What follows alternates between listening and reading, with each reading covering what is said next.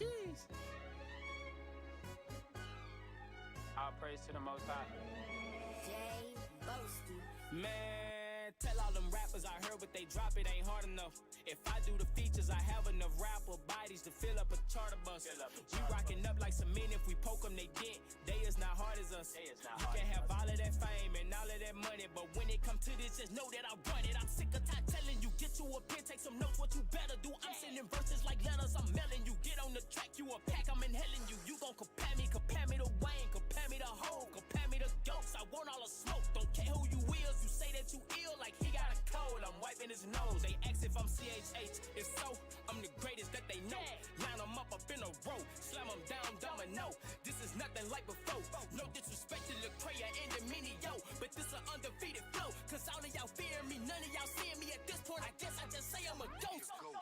Shut your mouth and sit back when I'm talking. When pressure come, they MIA like a dolphin. I usually don't curse in my raps when I'm sparking. Tell children to close their ears right quick, I don't give a damn. About your little money, your cars, or your jury, your vision too blurry. We don't wear a mirror, I'm keeping it different. Try not to get weary. If I ain't your dad, I'm your uncle like Sam. Don't make me pull out that belt and get active. I teach you them lessons you missed from your pappy. Flow is on top 3, the bars is amazing. I mean when I tell you that I'm never lacking. Keep that fire on me, it blow like a dragon. I hop on your song and I make it a classic. Don't care about your big words, I hop fast, you rapping. They know you be lying, they sick of that capping. Y'all ain't invited to the block party. All the rappers sounded like pop artists. Boy, I'm from that city where they pop artists. I done seen too many artists trying to block artists. Why you not short? It can't be me, cause I'm not true and I'm too true. And I don't need a ghostwriter, I'm the ghostwriter. I'm that dude, your favorite rapper probably need me too. I know it sound arrogant, but the truth do too. Let's get it. Tell all them rappers I heard what they drop, it ain't hard enough. If I do the features, I have enough rapper bodies to fill up a charter bus. You rocking up like some men, if we poke them, they dent. They is not hard as us. You can have all of that fame and all of that money, but when it come to this, just know that I run it. I'm sick of tired telling you, get you a pen, take some notes, what you better do. I'm sending verses like letters, I'm mailing you. Get on the track, you a pack, I'm inhaling you. You gon' compare me to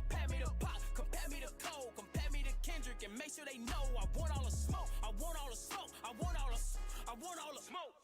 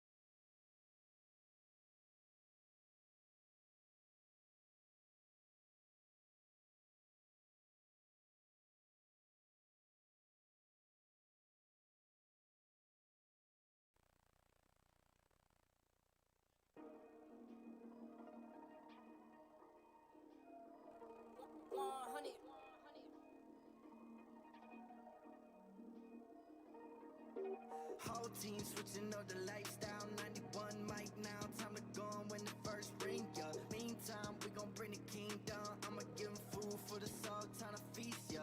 And it's like that, they gon' bite that. When we drop, put the game on the ice pack.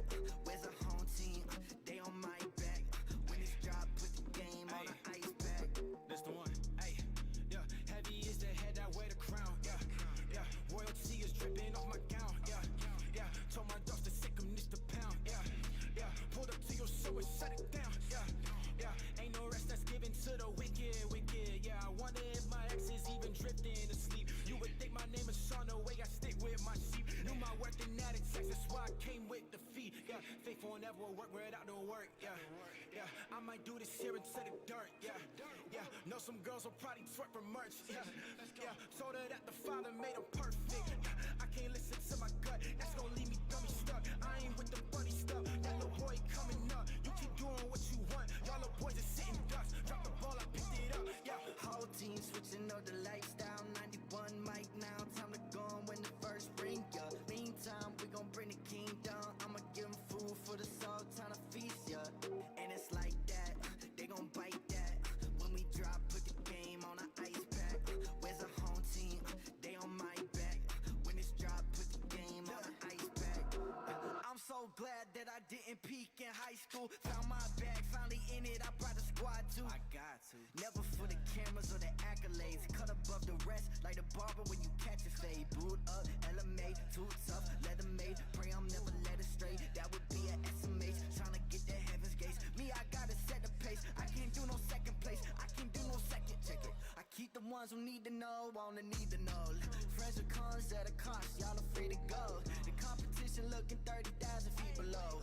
Laying off the baby food, yeah, feed the soul. Whole team switching up the lifestyle. 91 mic now, time to go on when the first ring, yeah. Meantime, we gon' bring the king down. I'ma give him food for the soul, time to feast, yeah. And it's like that, they gon' bite that. When we drop, put the game on the ice pack. Where's the home team? They on my back. When it's drop, put the game on the ice pack.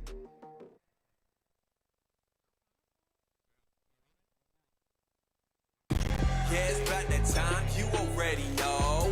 Turn the speakers up, man, it's time to start the show. Sean, Tanner, Ryan, Righteous, DJ Jeremiah. We bringing the heat, man, this joint be fire like, bruh. We in the field, we in the field. Bruh, we in the field, we in the field. Just put it in work, we raising the bar. You tuned in to the Trackstarz. Hey, yo, what's cracking? It's your man Lecrae, aka Crazy Crayola, the bond servant. Right now, you listening to the Trackstarz, Ryan Righteous, Sean Tanner, and Jeremiah. I see you, boy. Hold it down. Yeah. Yeah, back in the field with the Trackstarz, Ryan Righteous, Sean Tanner, DJ Jeremiah. Was good. All right, you know what time it is. It's ready. It's about to happen. Flavorfest is going down October 7th through the 10th. You want to make sure you're in the building. We're actually going to be there a week from today, so I'm super excited. You want to be a part of our workshop, right? That's thing number one. Be a part of the workshop. Come and find out how you can keep your business on the rails when you feel like it's going off track. And then always, you got the concerts, you got the general sessions, you got the artists, the family, everything. So make sure you come out. And of course, the Trackstarz are hosting the beat battle this year. So make sure you come out to Flavorfest, Tampa, Florida this week. Y'all ready? Are y'all ready? Jekka, you ready? I'm ready. Wow, you spoiled that. Spoiled the crap out of that. Thanks. All right, so we got special guest today. Jekasole in the building. Oh, that was hilarious. I was like, what? There we go. He did. I'm not, man. You know what? I got the YouTube live. I got the boards up on Zoom and everything. Backpedaling Ryan. All right. And listen, this is the other thing. I just came from coaching my daughter's soccer game, and I walked in the house like a minute ago. So that's why it's so crazy for me. I'm just like all over the place. Jekasole! What's going on? Jekasole! What's up, y'all? Thank you so much for having me. You know, at the end of the day, I was like, I don't think you guys understand how like excited and humble I am to like be here. That's crazy. That's crazy. We appreciate that. We're excited that you're here with us. Why in the world would you be excited to be here? What's the humility for?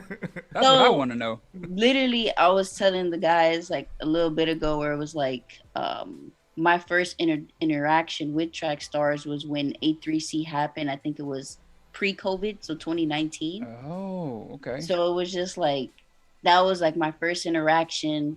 And I remember always hearing about it, but to be honest, I didn't know such a place existed, like an actual place. I thought everything was like digital. Wow. So like to be in the building and all that other stuff. And I just seen like one, as far as for what the culture within itself, it was my first introduction, or one of my first introductions to CHH as a whole. So it was just like, you know what? I was like, one day I'm gonna be on here. I don't know when, but one day. Well, you made it. You made it. You know? So that's why I'm like, wow. All right, so we did a line for line with you a few weeks ago, and you smashed it, killed it, destroyed it. So you gained a lot of fans that day. So I wanted to kind of get some background on who you are and how you got into music, so people know the story. okay. So first things first, my name is Jekasole, aka Bars and Baby Hairs. I love it. Bars and baby hair. Okay. Bars and Trying to get baby chili hair. on fun money. Okay. No, just a little bit. But for the most part, born and raised in Miami, Florida, so 305 baby. For the most part, started doing music when I was about 12. Really, it was mainly kind of just I needed a way to express myself. I started off with spoken word, then started doing some poetry. And then I would see my cousins, he'd be with all his little homeboys, and they'd be like doing these freestyle battles outside the house. So I was like, I want to do this. And basically from there, started writing more or less. I would write about, if I'm being honest, some of the first, I'm so glad I never got a chance to record any of that stuff. Because I think about it now, I was like, that was terrible.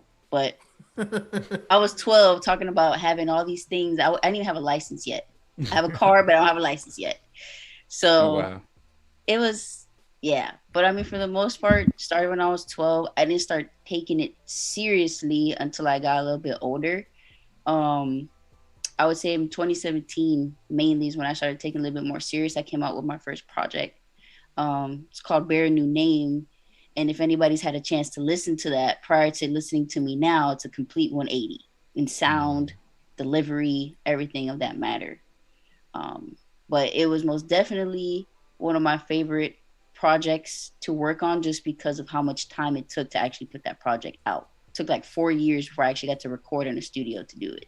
Wow. Wow. Well, first of all, I'm glad that we were a small part of your journey so far. We think you're amazing, so hopefully that we can help you get to wherever you're trying to get to. But I just wanted to know more about how you got involved in the Christian hip hop space, because you were talking about it like I often forget that to the outside this feels like a club almost, and I don't realize that, but it's true. We knew that from Flavorfest. I don't realize that, honestly. So what is it? What did it feel like coming into this whole culture? It was most definitely a culture shock. I will say that at the least. It was a culture shock in the sense of I didn't know that there was like tours or concerts that you got to be that turned, I didn't know that. And because everything I did was always inside church, and it was like 9 out of 10 inside church, depending what, church group it is and stuff like that. Like it's almost as if the kids are afraid to let loose because it's just like either they're shy or they feel like they're doing something bad. So going into this, going into this aspect of things, I was like, it's okay to like get rowdy. It's okay to like, sing the lyrics of the song like you would at any other, mainstream place. So I was just like, okay, this is different. I didn't know how much beat selection and all that stuff changed either. Because at least for me, my first introduction to CHH was Lecrae's Rehab, the Overdose album. Mm-hmm. That was like my introduction. Yep. And then KB's Waiting Glory. Like that was my introduction. And then after that it was Tripoli's what project was it?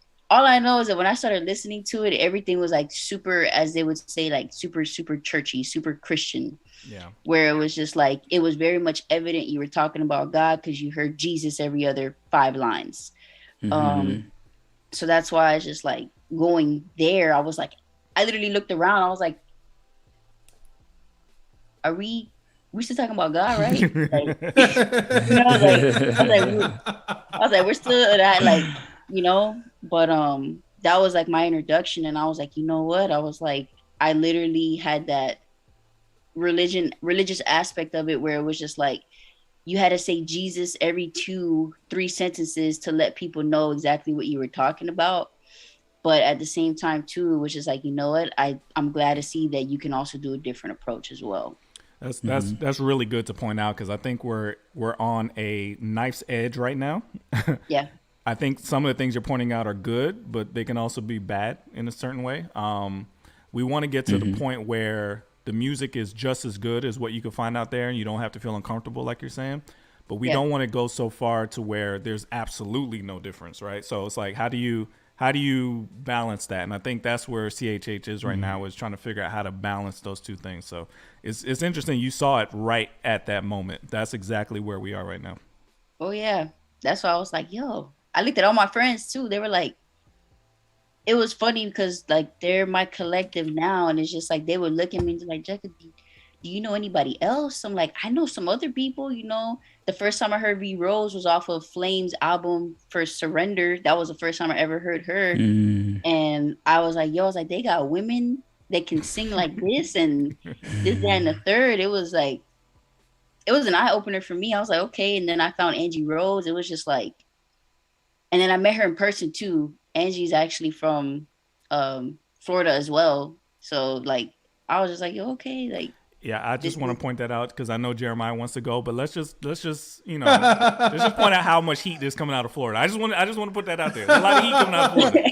That's all I'm saying. Florida water. Go ahead, Jeremiah. That Florida water is crazy. Like y'all got something down there. You know what I mean? Explain that. Like, what is that like? What is Florida and CHH? Like, I thought at one time Atlanta had it, but it's clearly Miami, Orlando, Florida. Like, y'all got it, man. Y'all come out with some great products. So I will say this: when I was in Miami, for the most part, all I had was the support of like my youth group at church there for like my music, all that stuff. It wasn't actually till I got to college. It was probably one of the most scariest things I've ever done because, you know, in school, you're not really allowed to talk about religion too much without making people feel uncomfortable. Yeah. And I remember going to this talent show. I didn't know nobody. I didn't have no friends. I was new. And I was like, you know what, God, I'm gonna go out there. I'm gonna perform to an audience that isn't expected to clap for me, isn't expected to like what I'm gonna do, you know, just totally unbiased at this point. Went out there, performed one of the songs off my first project, which was called Love of My Life. And from there, I ended up getting involved, and I got involved like being a mentor for incoming students. And I had a team of like 40 different team members. I told them about my music. It took one person to put 40 people on in that whole group. And it got to a point where whenever I was in school, I was always asked to perform that specific song. Wow. And it was nothing hiding, like that. I was talking about the Lord, my relationship with the Lord. And it was like, yo, that's one of our favorite songs. They actually invited me back before everything happened with COVID. And I got to open up for, what's this guy? Super Duper Kyle. Like, it was really dope. Wow. That's dope. Here's a question, another question, Jekasole. Like, talk about that. Talk about going from your first project, which you talked about, and coming to where you are now of like vibes. Like I was telling you earlier, I was like, when I was setting up Yalan Falan, I was listening to your current stuff and like maybe last year's stuff too. And I was like, okay, this is going well. This is going dope. And then I came to your old stuff and I was like, I don't know if she would be like, this is like a total day and night. You know what I mean? So like, talk about that journey of like, you know, figuring yourself out. Cause I feel like right now, this is you right now. Like, I feel like in the past, it was more like, okay, this is what the culture is doing. So let me kind of try to figure that out, or let me try to do that. But now it feels like this is 100% Jekasole. So at least for me, it was more so like, one, I don't know, like at that point I was like, you know, I feel like this is what it is. I had just recently like gave my life to the Lord during that whole project, and it was like, it was just a different aspect of things. And then later on I was like, you know, is it okay? Because I'll be honest, it wasn't until my engineer pointed out where he was like, you ever thought about singing any of your stuff? And I was like, dude, I'm a rapper. What rapper thinks about singing? That was literally my initial reaction. And, you know, he was like, we'll try it out. If you don't like it, we'll go back. And literally that opened up a door where it was like, I was like, you know, maybe I can do this. And the song that basically kind of just changed it for me, Separation Anxiety, where it was like, I was going through a lot of different things at that point in my life, and I was like, I just need to talk about it. And that was the most natural way that I felt that I could do it, where it was like, it was still sonically capturing, like captivating, but at the same time I was staying true to my core. I'm still letting you know I'm an imperfect person, that I serve a perfect God, but at the end of the day, it's just like, I don't have to form to what you think I should sound like. Yeah. That's good. Yeah. How'd you get with Rapzilla? Like, what was that? How did you get with that relationship? Because I remember seeing that song was through Rapzilla. So how did you get with those guys over there in Rapzilla? So here's the funny story. No one really knows, but for the most part, my first interaction with Rapzilla was me submitting for their Critique Fridays. And on their Critique Friday, this was, you know, before I made Separation, before I wrote it, all that stuff, I submitted a song. And if you guys have ever seen like the comment section, you got some people that are, you know, good, and you got some people that let you know about yourself. Yeah. And what is it? It wasn't really good feedback in the actual comment section. And I was like, dang, bro, like this is crazy to me. And I remember like OB giving me like some advice where he was like, you know, he's like, you got a lot of potential there. He was like, keep practicing, keep doing this, like, and you're gonna see. He's like, I believe in it. He's like, I know I've never met you, but he was like, just listening to it, he's like, I can feel it, I can hear it. And literally like that A3C event, I met them in person, and really cool people, Chad really cool, Steve, everybody really cool. And I remember like even working on other songs, and before I even got there, I was like, you know what, I'm gonna send this in. I had a really good friend of mine that every time I created something, I send it over to him, and he was like, yo, you need to send this in. I sent it in, and they loved it. It was like, OB was like, he wrote me instantly right after. He was like, I am so proud of you. He's like, I told you it was there. That's dope. And that's dope. He was like, you know, he was like, keep it going. He's like, this sounds like you. And from there on, it was like, we just kept building. As far as being like a freshman, even then, like granted, during that season, I'm not gonna lie, when I wasn't nominated that year to be a freshman, I was like, dang, bro, I was like, I had my first release with you guys. It was really good, but I ain't get paid. And, you know, and I'm like, I'm here thinking to myself, I'm like, did I do something wrong? And I was like, you know what? I was like, I'm going to keep doing what I'm doing, keep building the relationship.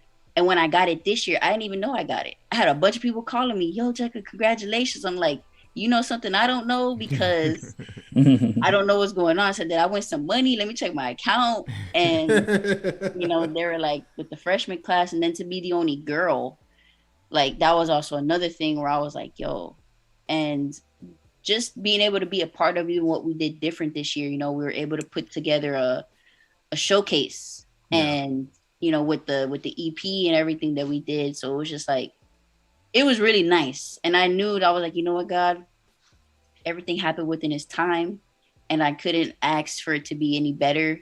Just because at the end of the day, I was like, back then I was kind of salty about it. I was like, this don't make no sense.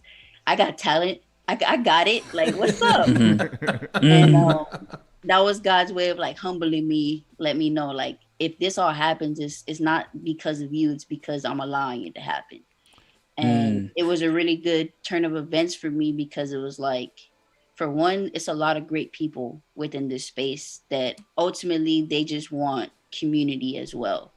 You know, as artists, I'll be honest, I'm a big overthinker when I'm trying to put music together, when I'm trying to write verses and stuff like that, because you have people that listen and they're like, sonically this could have been better here or there, but it's just like, can you listen to the words? How's it make you feel? Yeah. So, you know, you have other artists that are like that too. Is the homie just call me DT? Is he the homie? Because he representing hard for you in the chat. Oh yeah, that's my brother. So DT actually made the cover for Separation Anxiety. Oh wow. Wow. So it's like DT and I are part of the collective Hilltop, the society. And for the most part, like I remember sending him the song when I first finished it. And I was like, yo, what do you think? This, that, and the third. And he was like, bruh, I am so proud of you. And he was like, I'm gonna put up a cover art because I didn't have no idea what I wanted to do. Wow. And he sent me that and I was like, I love it. We're gonna run with it. And then from there on, it was just like everything, like even from my tagline to the little logo that I have now, like all of it happened within this time. My logo, I didn't have one until I got called to do that performance at my old university. They were like, hey, we need a logo from you. I'm like, I don't have one. They're like, well, you better go make one. I made that.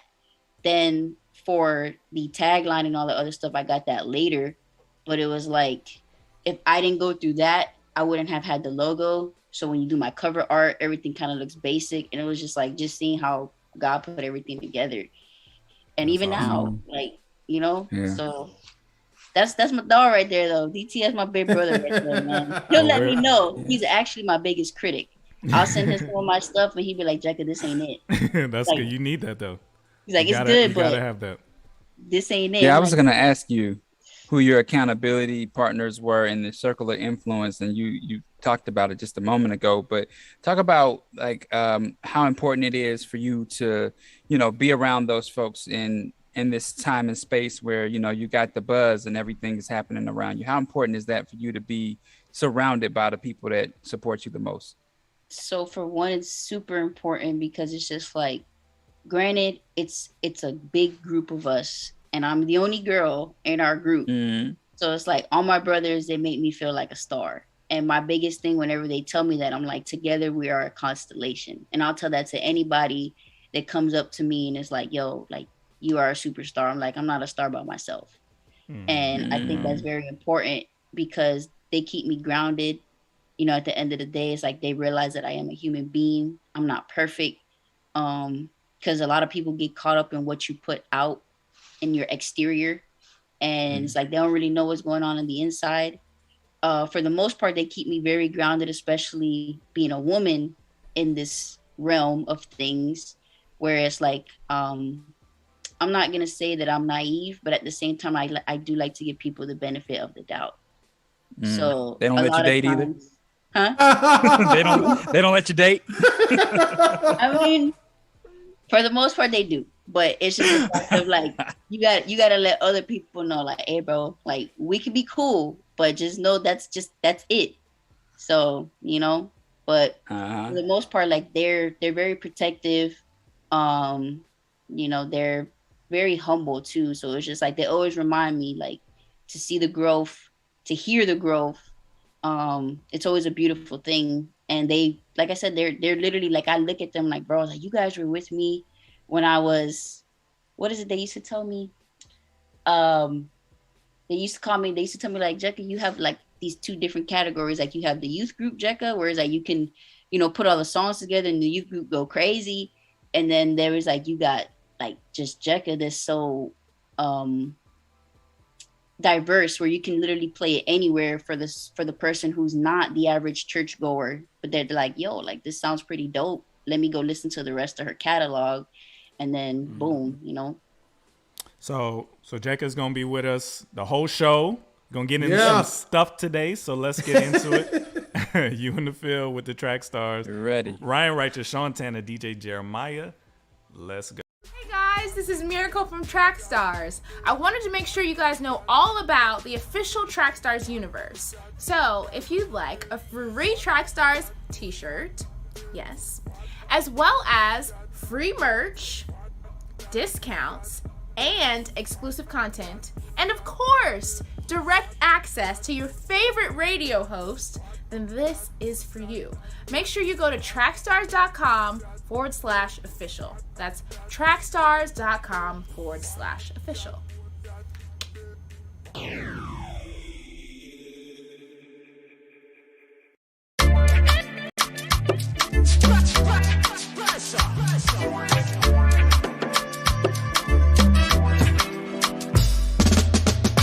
Tell me what you're waiting for, the best is all for you.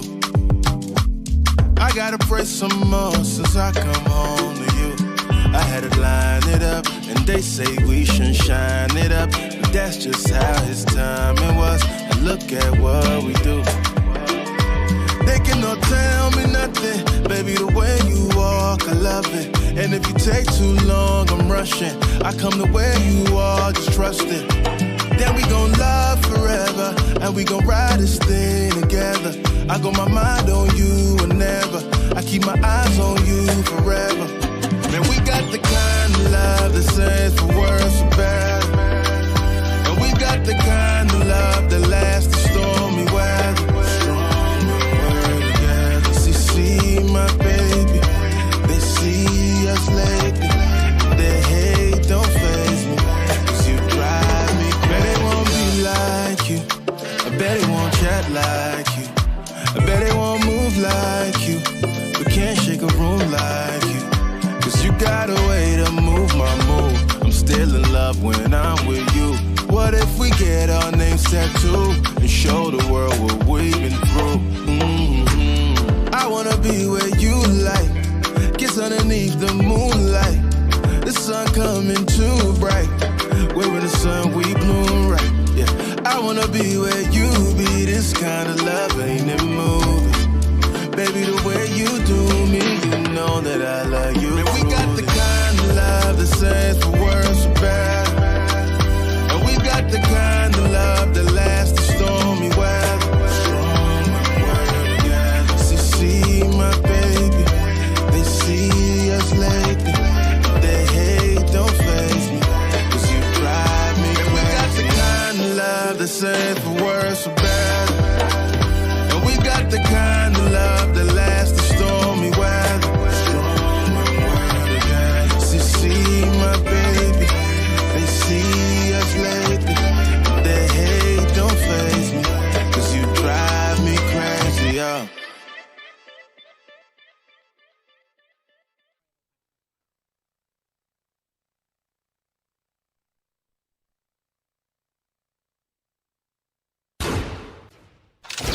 It's time for the Entertainment Report with Jeremiah. Yo, everybody, welcome.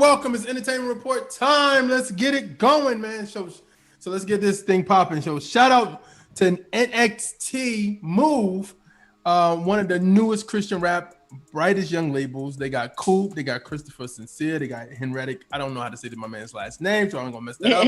And 100 Gram Beats. They just dropped their label album. It Has to Be God. The most amazing thing about this project is reached #2 on the iTunes and the Christian album chart. So salute to them, man. That's a big thing, man. That's huge accomplishment, man.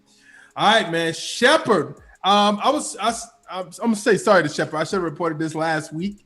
But at the same time, I still didn't know all the details of it. I saw bits and pieces of it, but he says that Gunna and Future stole from his song Too Easy. Shepherd is riding high off the placement of his song Game Time in the new Space Jam 2 film.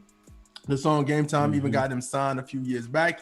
He's no longer with that label, but when he wrote a song called Too Easy. He dropped the song Too Easy last Friday, the same day Future and Gunna dropped a song of the same name with the same artwork. Shepherd claims that the song was circulating around the label because he wrote for some other artists. So he's claiming that like the name of the song, dude, honestly, it's like if you put the cover arts together, it's like the same concept. It's the everything. So man, I keep telling y'all, these folks looking, and y'all, some of these artists, some of these Christian artists, like, nah, they ain't looking at us. We too small. No, we not. Some people need inspiration. Everybody don't have that God-given like God-given stuff to them. So sometimes they need inspiration from other places, especially let me just, mainstream and indie. Let me just let y'all know, y'all Florida artists, they definitely looking at y'all. I've heard countless stories of y'all songs getting stolen by big artists. So just be careful. Yeah. Yeah. All right, man. Two more things. Super Bowl halftime show is officially LA hip hop, straight out of LA. 2022 Super Bowl will be Dr. Dre and friends would do the halftime show. Well, it's going to be in Los Angeles. You know what I'm saying? So, but it came out this week that Dre will be bringing on stage with him Eminem, Kendrick, Snoop, and Mary J. Blige. The Super Bowl next year will be in Los Angeles, the home of Dr. Dre. Here's what he said about it. He said the opportunity to perform at the Super Bowl halftime show and to do it in my own backyard will be one of the biggest thrills in my career. I'm grateful to Jay-Z, Rock Nation, and NFL and Pepsi, as well as Snoop, Eminem, Mary, and Kendrick for joining me on what will be an unforgettable cultural moment. So I'm wondering about I was like, you had an interesting idea about how this might go down. Yeah, I was saying on our call the other night, I was like, man, I wonder if they're gonna get feedback, like some stuff on it. But I found out the Super Bowl this year is gonna be on NBC, so I don't know how big that's gonna be versus CBS. How CBS is a little bit more conservative, a little bit, but it's gonna be on NBC this year, so it may not be that effect, but. I want to know what songs they're gonna do, and then I didn't see the interview, but somebody told me who saw the interview that they have 11 minutes. I was like, 11 minutes? Is that? Yeah, true? I saw that too. That's true. So yeah, 11 minutes. Normally I didn't like. Well, I don't think it's 11 minutes. I think it's 20 minutes. Because The Weeknd had like 30 minutes this year. Like he had a long time. Probably just but anyway, like 30 minutes.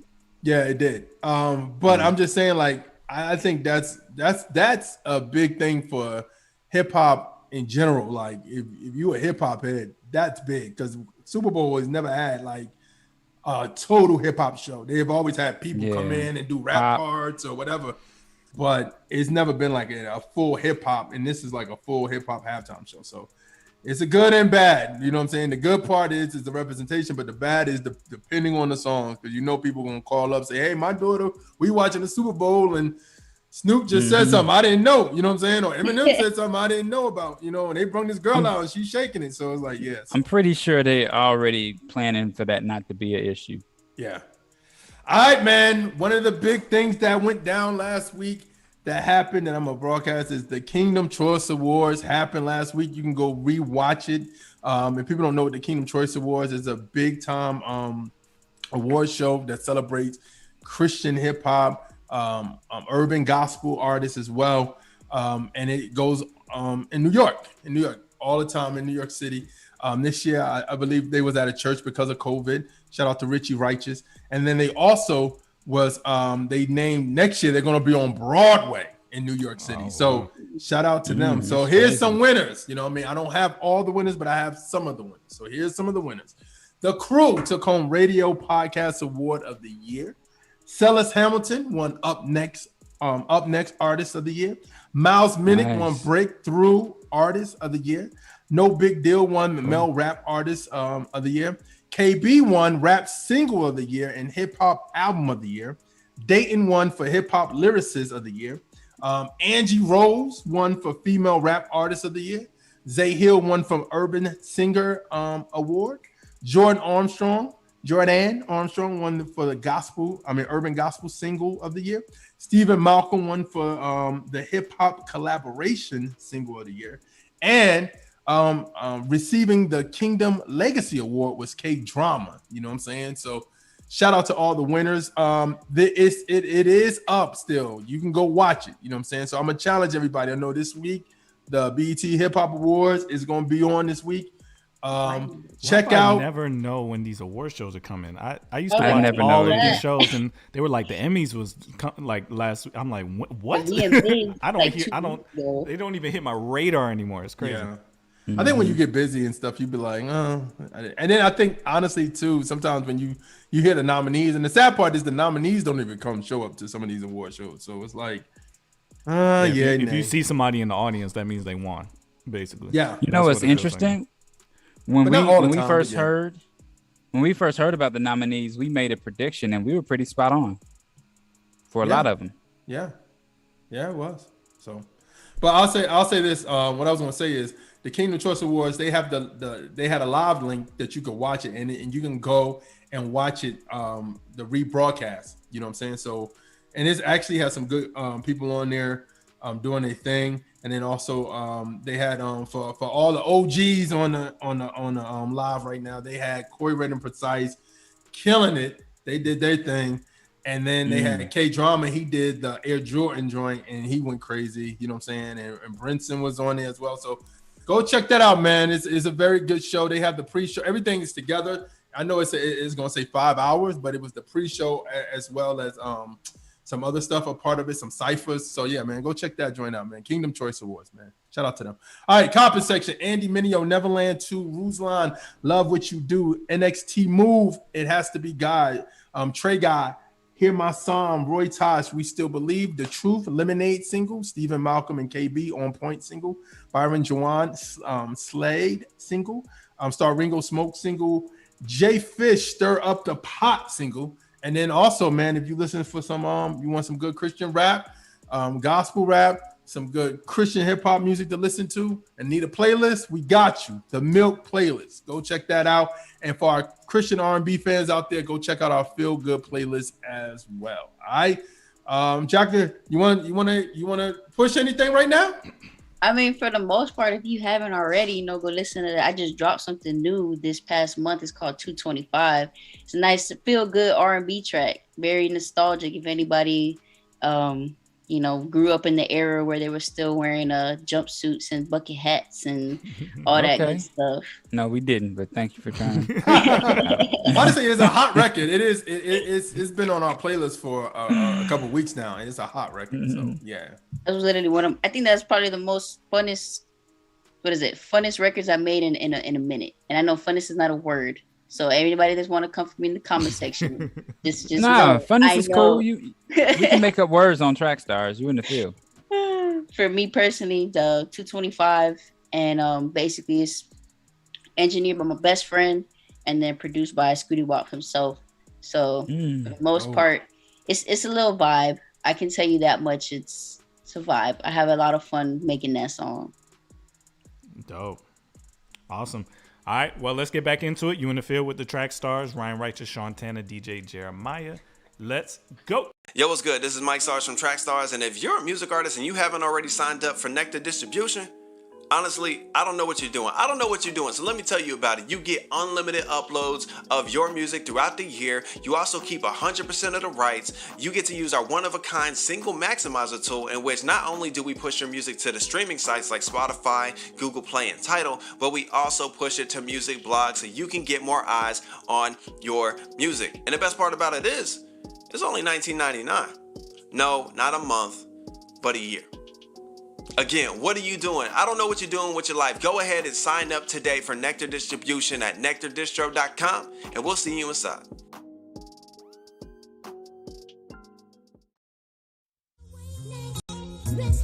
Right.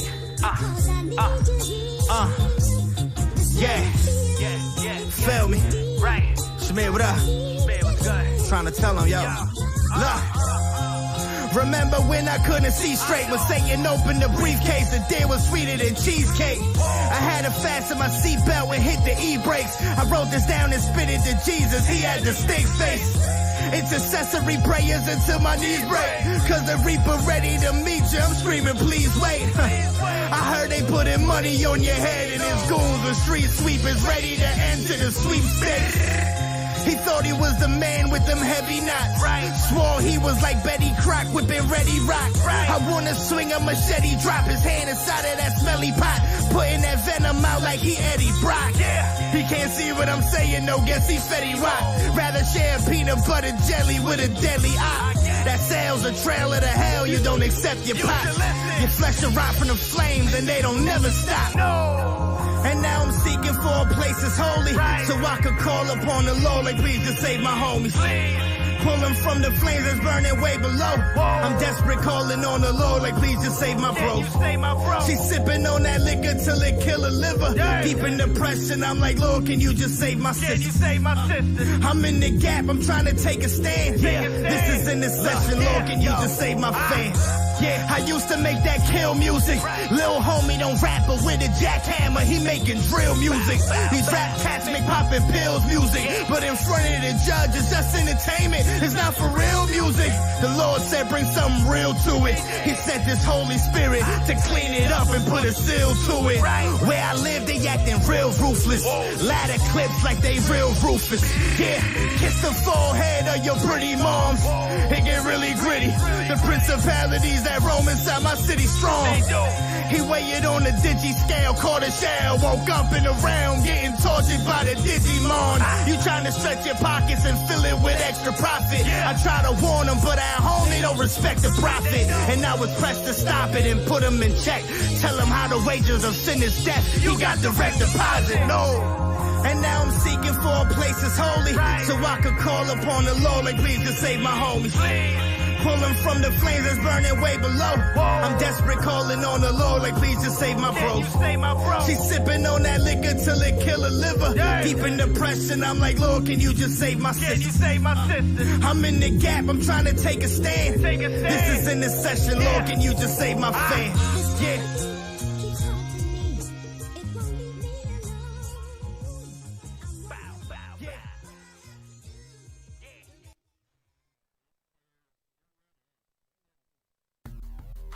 What's going on? This is Shantana with the Trackstarz. Make sure you go to Spotify and get our Milk playlist. That's the hottest in the game. All of Jeremiah's favorite songs get added to that playlist weekly, so you got to keep up with it. So follow it, listen to everything on there twice, all right? The Milk playlist on Spotify. Go get it.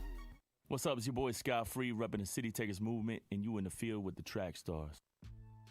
Yeah, back in the field with the Trackstarz. Ryan Righteous, Shantana, DJ Jeremiah. I wish y'all could hear the breaks. The breaks.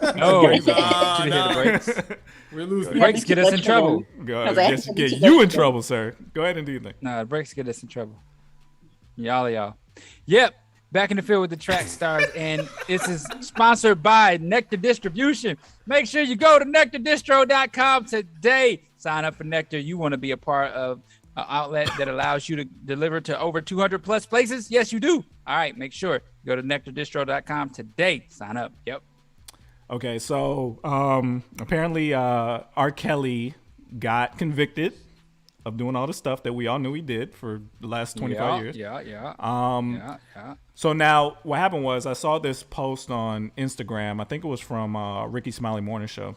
And they asked, now that he's been convicted, are you still playing his music?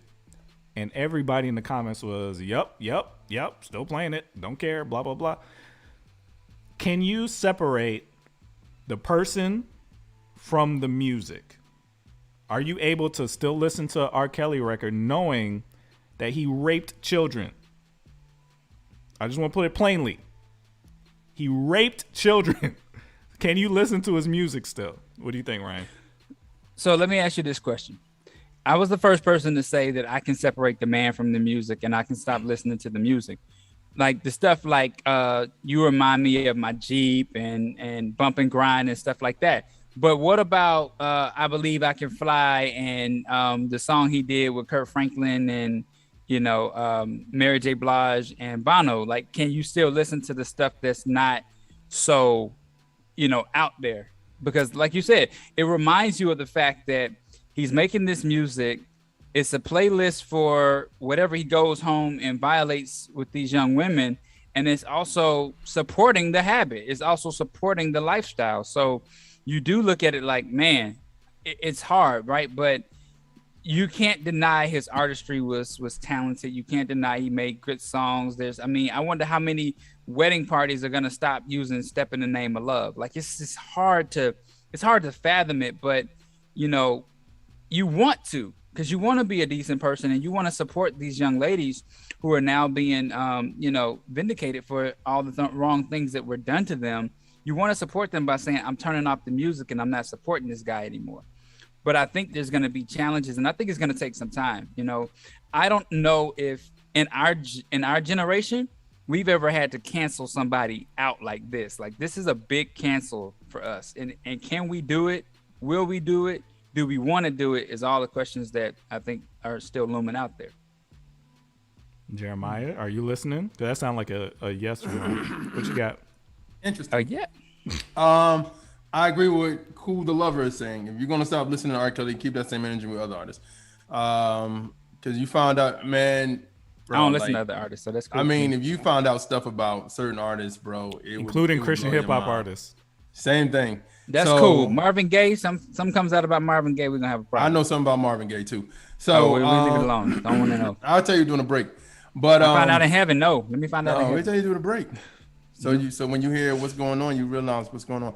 All right, so I'm gonna say this. It depends, though, man. I don't know. Okay. So like, if I don't really play music at my job, but people around me play music. So there's like they have their own iPod or they have their Spotify playlist or they have the radio on. So if I hear R. Kelly record, that's like I love I Wish. Like that's one of them songs when I hear it brings me back to a time in my life and a special moment in time. So when I hear I Wish, well, he's like crying out for help on that song, but I like the record. It's a dope record. Like, you know what I'm saying? I think to me, I couldn't play his sexual stuff like that, which is majority of his catalog. But but I mean, Lean on Me. That was my high school graduation song. Like we sung that. Really? Like not the whole thing, but just like parts of it. But the videos and this thing. So they kind of rubbed that part out. Probably we just did Lean on Me. Like, you know what I'm saying? Just all like not that version. I'm sorry, I sang that. Yeah, right. But I'm saying what I'm saying is I feel like it all depends on you as the person. You know what I'm saying? How do you feel towards you know, if you because sometimes it feels like people may believe, well, he did it, but I'm still gonna listen to his stuff. You know what I'm saying? So I don't know, man. This is a tough one because I feel like everybody has something, and if you found out stuff like if people know me, one of my favorite rappers of all time is Biggie, right? So and I've seen documentaries on Lil' Kim, and people talked about, well, Biggie pulled a gun on her, Biggie beat her, and I'm like, dang, you know what I mean? Like, do I stop listening to Biggie? You know what I'm saying? Like, I don't know, you know what I mean? So it's like he's not here to defend himself. You know what I mean? So I'm saying to the stuff. At the same time, some stuff is like you're going to jail. Minors are minors. You know what I'm saying? That's wrong, period. But beating a woman is wrong too. You know what I'm saying? Like, so it's like, how do you defend different things of that nature? Because like kind of like what Jackson said during the break, it was like Chris and Rihanna. Like Chris Brown I don't care what people say, but Chris Brown ain't really truly recovered from that Rihanna situation. They still bring up the Rihanna situation when he do interviews in the public. Like, people still say stuff like that's part of his tagline before they start interviewing him. Is like, and he was in 2000 such and such. He was convicted for beating the famous singer. Like, it's like you still talking about that 10 years later, and he's like not on. He's like away from that situation. So I think whatever you go through as an artist, I think if your music is good enough, you're still going to have them core fan base that's going to listen.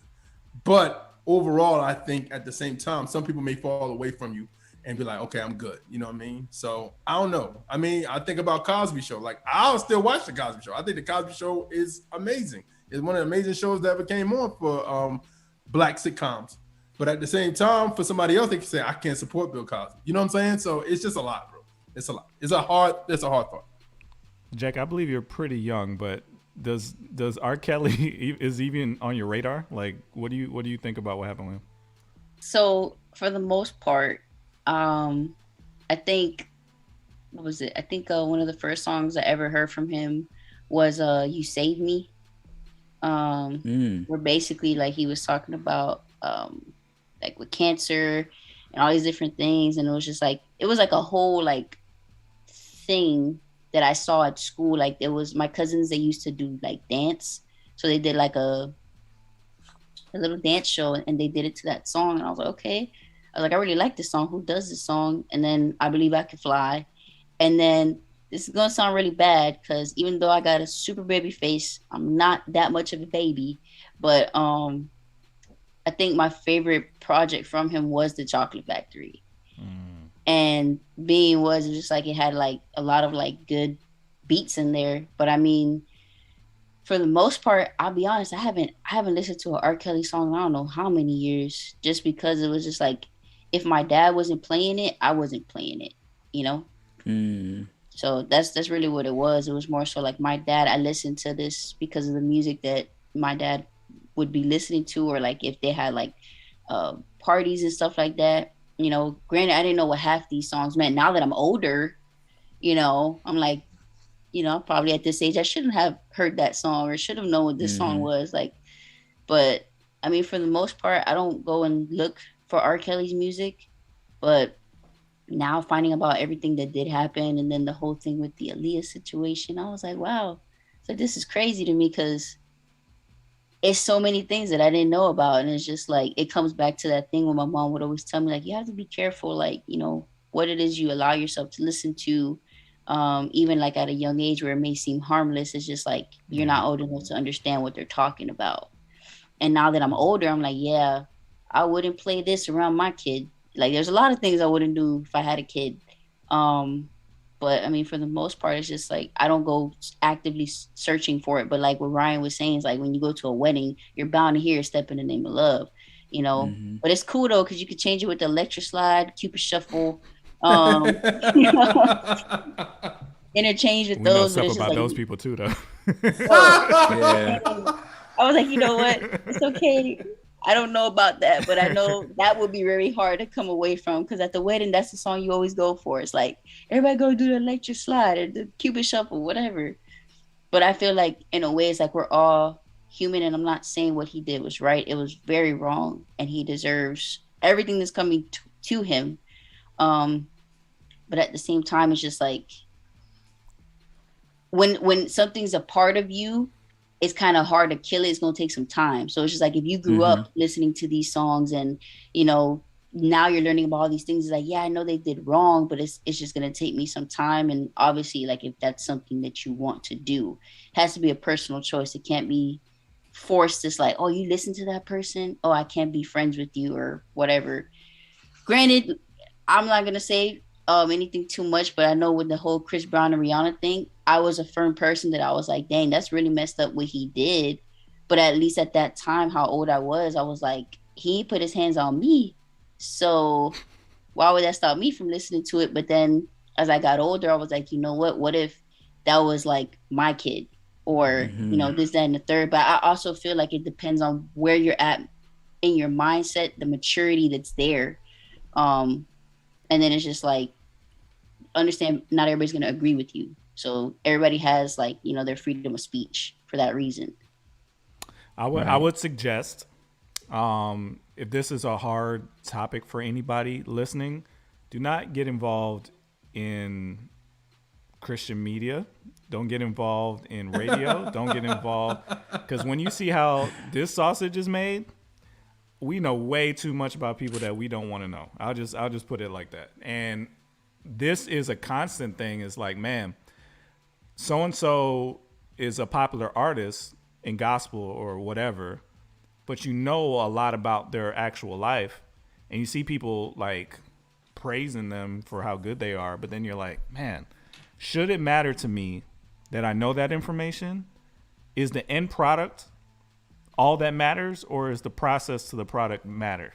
If you know somebody is living this separate life, should that impact your support for that artist? Because when you listen to a song, you're supporting them, like, in some small way, like half a cent, right? So you're giving them money. So I don't know. It's a hard thing. I think this one in particular is so egregious that it makes people have to decide, okay, that's too much for me. You know what I mean? But I would question, why did it take the conviction for this to even be an issue? We've literally known this about this man since the 90s. What difference does this make? Were you not sure? Well, I think it's the speculation, right? There's people that defended him. There's people that defended Bill Cosby. I was one of them, because I kept saying, no, Bill Cosby, you're not the guy who forced me to eat pudding when I was a kid, you know?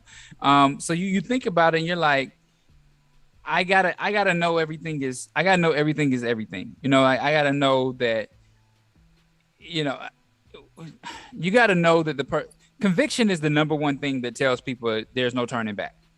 Even with Bill Cosby, convicted, no turning back. You gotta believe it. Even if they on their deathbed talking about they didn't do it, you still got to be like, well, it is what it is, right? And so I think with R. Kelly, we kept hearing about it.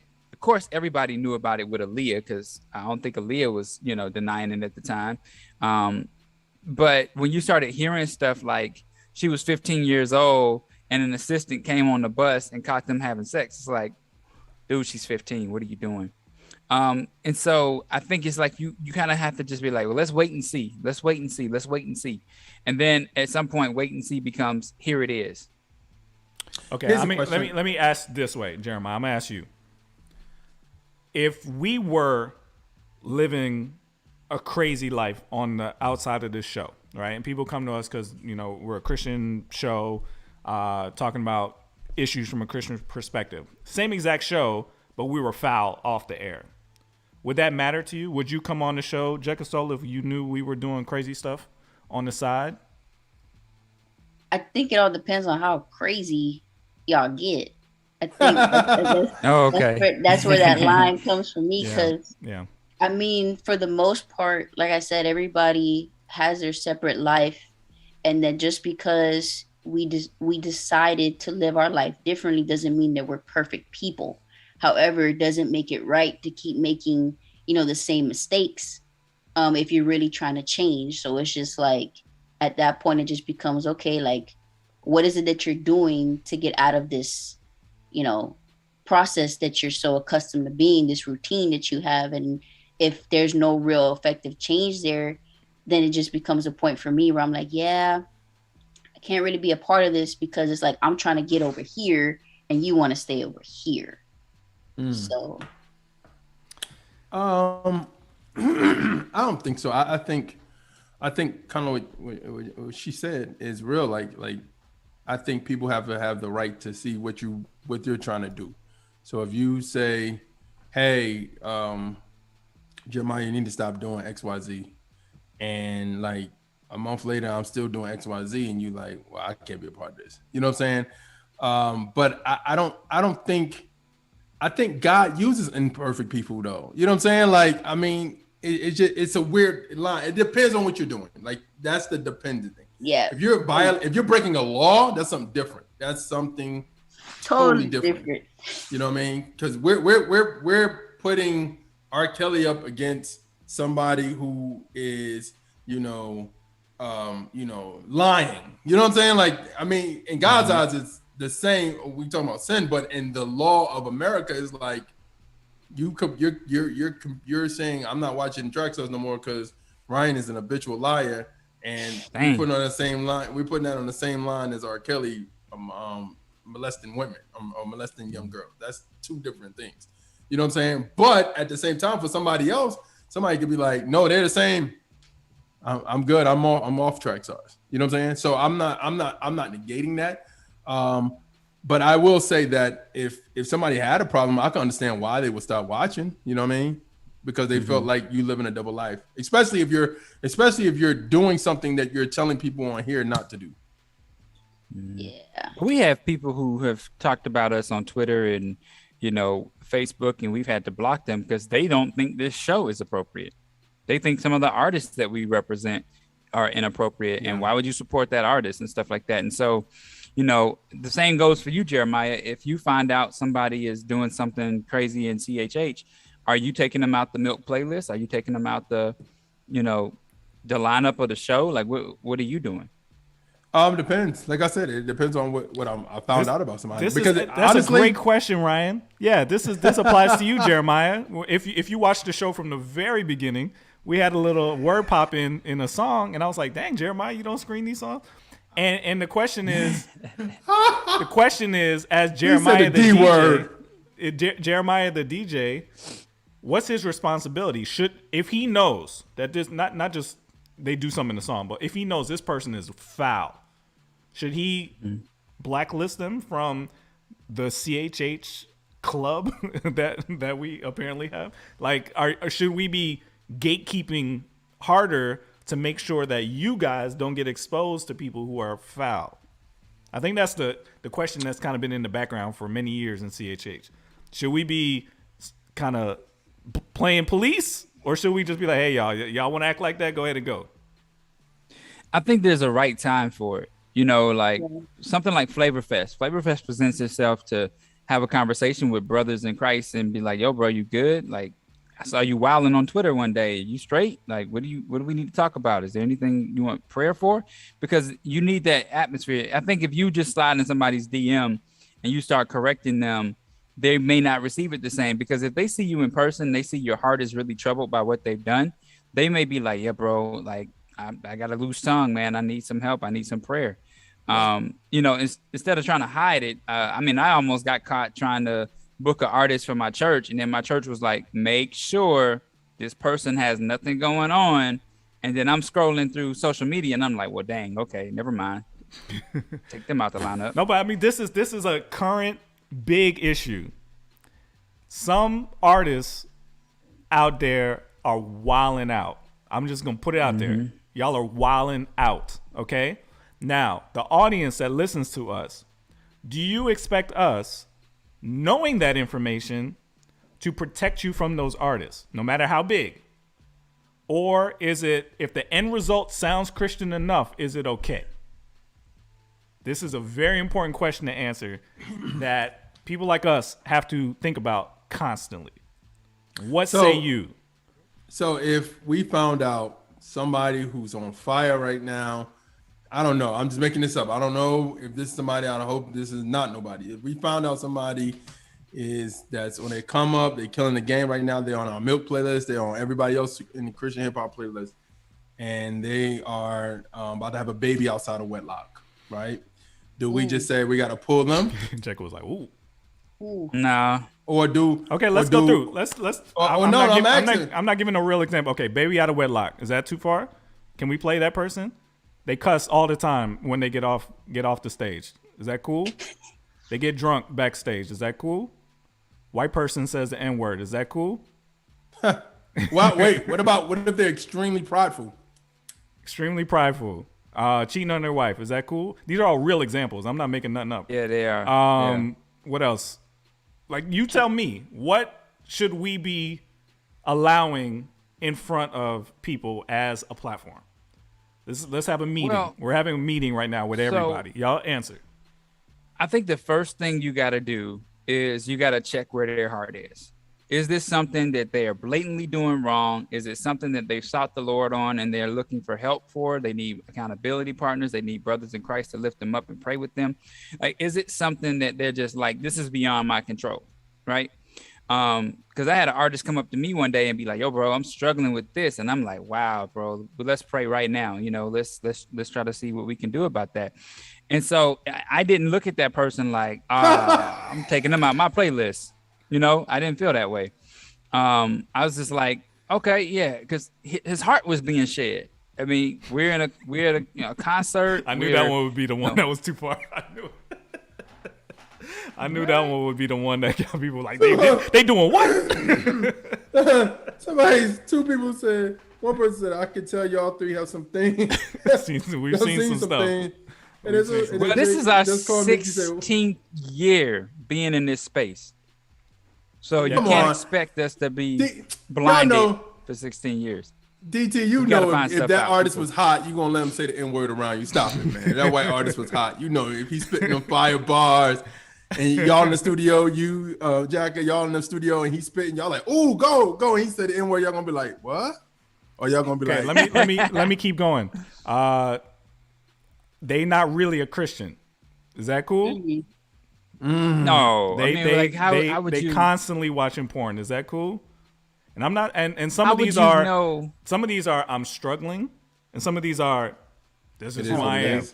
Yeah. Which one? So y'all give me. I want answers to these questions. What are you should asking we? The audience or yes, us? the audience, everybody. I'm asking, okay. This is a group meeting we're having on the show. What should we be screening as a platform?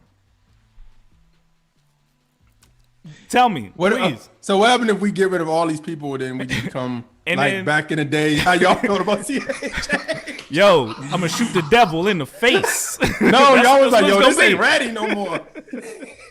That's what it's gonna be. So I just need to know, what do y'all want us to do here? This ain't good no more. I I'm think just saying. for the most part, I have like one question, and this mainly like for you guys is just like, how do you guys like screen artists like before you bring them on the show? There's different people in the process. Are you right? available at 12 o'clock? We know. This is Camille.Grant at Trackstarz.com. we have very special people who funnel artists to us. My sister is one of the people. She books our show, so you probably talk to her at some point. She has a great heart, great discernment, and she calls us out on stuff all the time. So she's trustworthy. The Thursday night calls are tough. She'll be like, so why are we? So she's solid. And then we have Jason Bordeaux, who screens the music. He has a good nose for when something just don't feel right. Yeah. So if it's in the product, Jason is the one to say, I don't think that's right. But as far as the behind the scenes lives, that stuff comes to us all kinds of ways. And that's why I'm asking you, if the product is okay, but the person is not, should we still be screening that? That's a huge question. I do think the dangers about this is you throwing somebody away when God is like, I'm giving them grace. Maybe. Yeah. Or the other side of it is we're allowing a wolf into the barn. No, I get that. But I do think sometimes, and somebody said the truth, like somebody said, I think Joseph King said, I went through with the truth. I put his stuff down for a minute, then was convicted about redemption. So I'm back rocking with him. And I think that was a lot of people. I remember at one time when we were, and we always say this on our show, Lecrae was, the truth was Lecrae before Lecrae, right? So if that's the case, people threw the truth away, bro. Like I remember after the big picture, people like, yo, I don't mess with the truth no more. And I was like, what? I'm like, he made a mistake. And I understand it, but then now it's like, and some people still are holding stuff against the truth. And it's like, yo, like God is redeeming his whole situation. So like, what are we doing? Like, you know what I'm saying? Like, that's what I'm saying. Like, it's almost like cancel culture for Christians. I'll just say, you know what I'm saying? Like, I don't want that for us at all. I'll send Jekasole back to her team. Make sure you guys and your teams are keeping yourselves in check, because when that stuff gets presented to us, it puts us in a really serious bind. If you guys aren't keeping each other accountable, especially these collectives and groups and labels, if you guys aren't keeping yourself accountable and you let it get to a place where now we got to be like, oh man, should we be putting this person in front of? That's too late. You know what I'm saying? Like, y'all need to work on that stuff in your church, in your groups, all that stuff. Take it more seriously, as I'm begging you guys, please, because I'm feeling it slipping into a place where it's starting to get too far. So we'll talk about this more. Let's get back into it right now. You in the field with the track stars, Ryan Righteous, Sean Tanner, DJ Jeremiah. Let's go.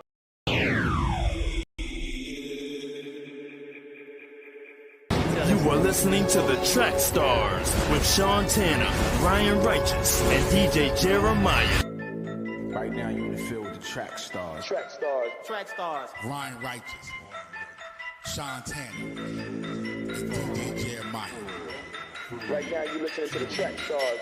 You know what time it is. Yeah.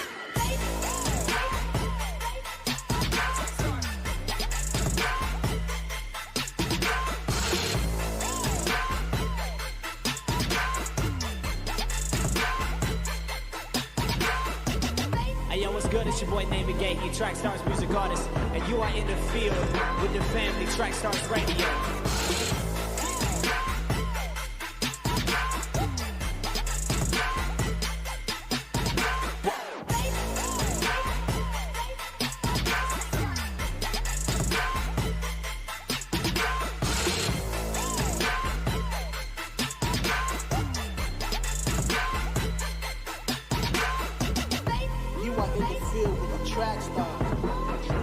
Trackstarz Radio.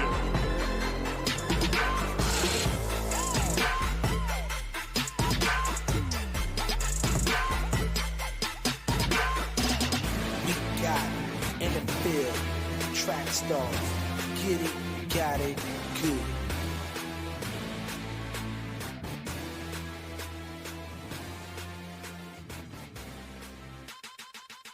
Ain't no podcast beef. We got respect for y'all. Yeah. But respect the grind, baby.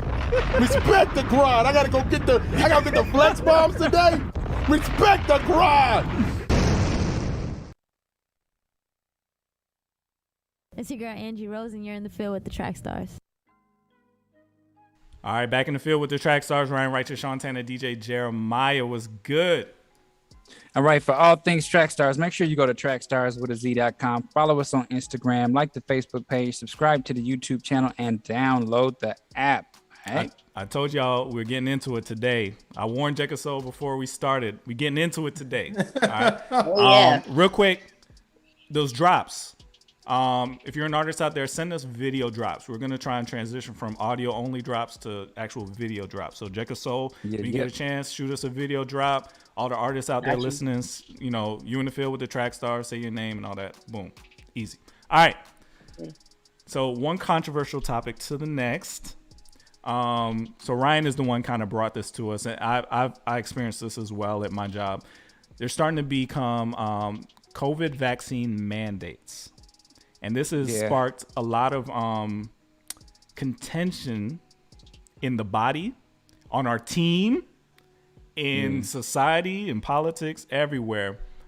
What do you feel about these vaccine mandates? Do you feel like your freedoms are being taken away, or do you feel like these are necessary to protect everybody? Ryan, what you think? So I'll start this out. So I work for a college, university or whatever, and I'm an enrollment manager. And I was given an email the other day that said, hey, this is going to go out to every student and every potential student going forward, that you're not allowed to be a part of this program if you're not vaccinated. And I just looked at it and I was like, okay, cool. Right. And then everybody was like, no, I don't think you get it. This is going to really affect enrollment. This is going to really affect how we do things going forward. And I was like, took a deep breath, and then the email went out and I didn't hear anything. It was like crickets, right? And I was like, well, where is this backlash and this fallout that we were supposed to see happen? And it didn't happen. And so I'm under the impression that people are in line with this idea because they want to get back to normal. They want to go back to concerts. They want to, you know, feel good. They want to be able to go places. You know, I mentioned going out to the Holy Smoke Festival and knowing that, you know, there were some people that caught COVID there. And I'm just like, oh, I'm glad I was vaccinated because I know that, you know, it can be a whole lot worse situations. I have pre-existing conditions. I have asthma. So I'm just not willing to take that risk. And I look at it like the risk for my family and my friends and everybody around me. It's like, yeah, I could be, you know, I could be carrying the virus. And because I'm vaccinated, maybe my symptoms aren't as great or they're not showing on the surface. But if I go around somebody, you know, that isn't vaccinated and I'm carrying the virus to them, I would hope that they're vaccinated. So if they do catch something from me, that their chances, you know, of survival are even better. And I know everybody's talking about this is a media thing, this is a political thing, but I've got other concerns that I'm worried about. You know, my son is turning 8 months tomorrow. And I brought him into this world knowing that this world was going to be unfair to him. Right. And I'm preparing to get him ready for that.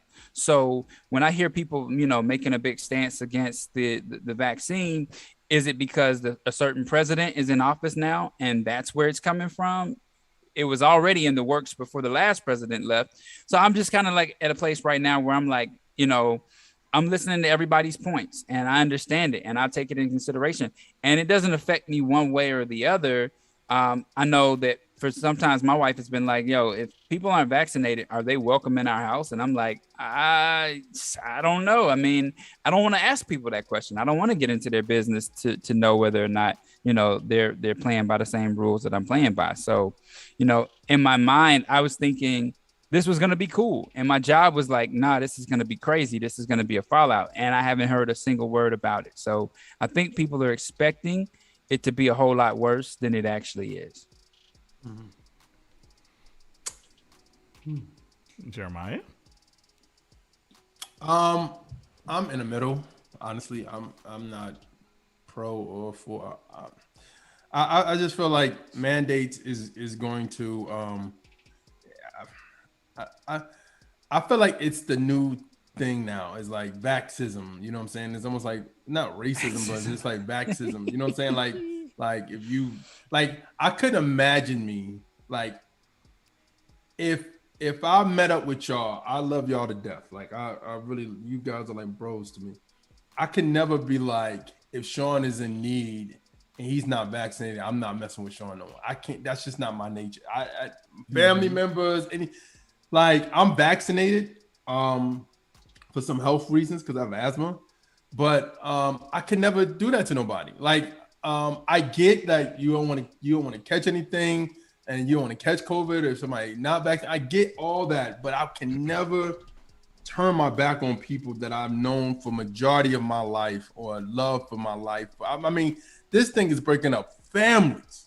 Like family members are not talking to each other because they're not vaccinated. That is crazy to me. Like, it's just a phone call. That's crazy to me that you're like, like I said, I understand it, but like you're not that person even coming to your house if you cut them off because they're not vaccinated. That's crazy. Yeah. You know what I mean? And and when I say I'm in the middle, I just feel like that this is going to make it's going to make America a lot worse. And the reason I'm saying that is because now you're going to have people lose their jobs because some people like, I know people on my job is like, Chris, I'm not getting vaccinated. Like they don't call me Jeremiah at my job. They say, Chris, I'm not getting vaccinated. And like my supervisor every morning, old black dude, he like, yo, you know, the Delta is there and you got to go get vaccinated. And I look at this one dude, he look at me like, he can say all that he wants to. I am not getting vaccinated. And I'm like, wow. You know what I mean? So it's just, it's one of those things where it's going to affect things. But conspiracy J is about to kick in. But I always feel like it's something else. You know what I'm saying? Like I feel like this is a preparation for something else coming down the pipe. You know what I mean? But okay, I'll touch on that. That's just my opinion. But to say what to say right now, like I think this was big this week because, of course, of normal life, but then also because of the NBA, right? And the NBA, like you know, Andrew Wiggins, who plays for the Golden State Warriors, said he's not getting vaccinated. You know, or Kyrie Irving of the Brooklyn Nets said he's not getting vaccinated. So it's like. And they're trying to use religious beliefs, like, okay, my religious beliefs say I can't get vaccinated, you know what I mean, or different things of that nature. So this is a tough one, man, because for some crowd it's getting vaccinated is the right answer, and then for some other crowds it's like, well, you got vaccinated, but you're still catching COVID, and it's like I take my chances not getting vaccinated and catch COVID, you know what I mean? Like it's. I don't know. Go ahead, Sean. Sean. No, Jack. I want to hear Jekka. What you got, Jekka?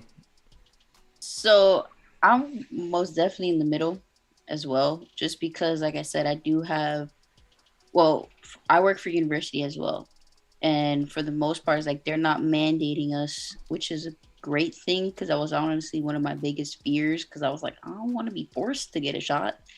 Me personally, I don't like shots as it is, so I don't have any tattoos. I don't do needles. But for the most part, it's just like I do understand that it's like you got to make, if you decide to get that, it's because, you know, it's the best decision for you.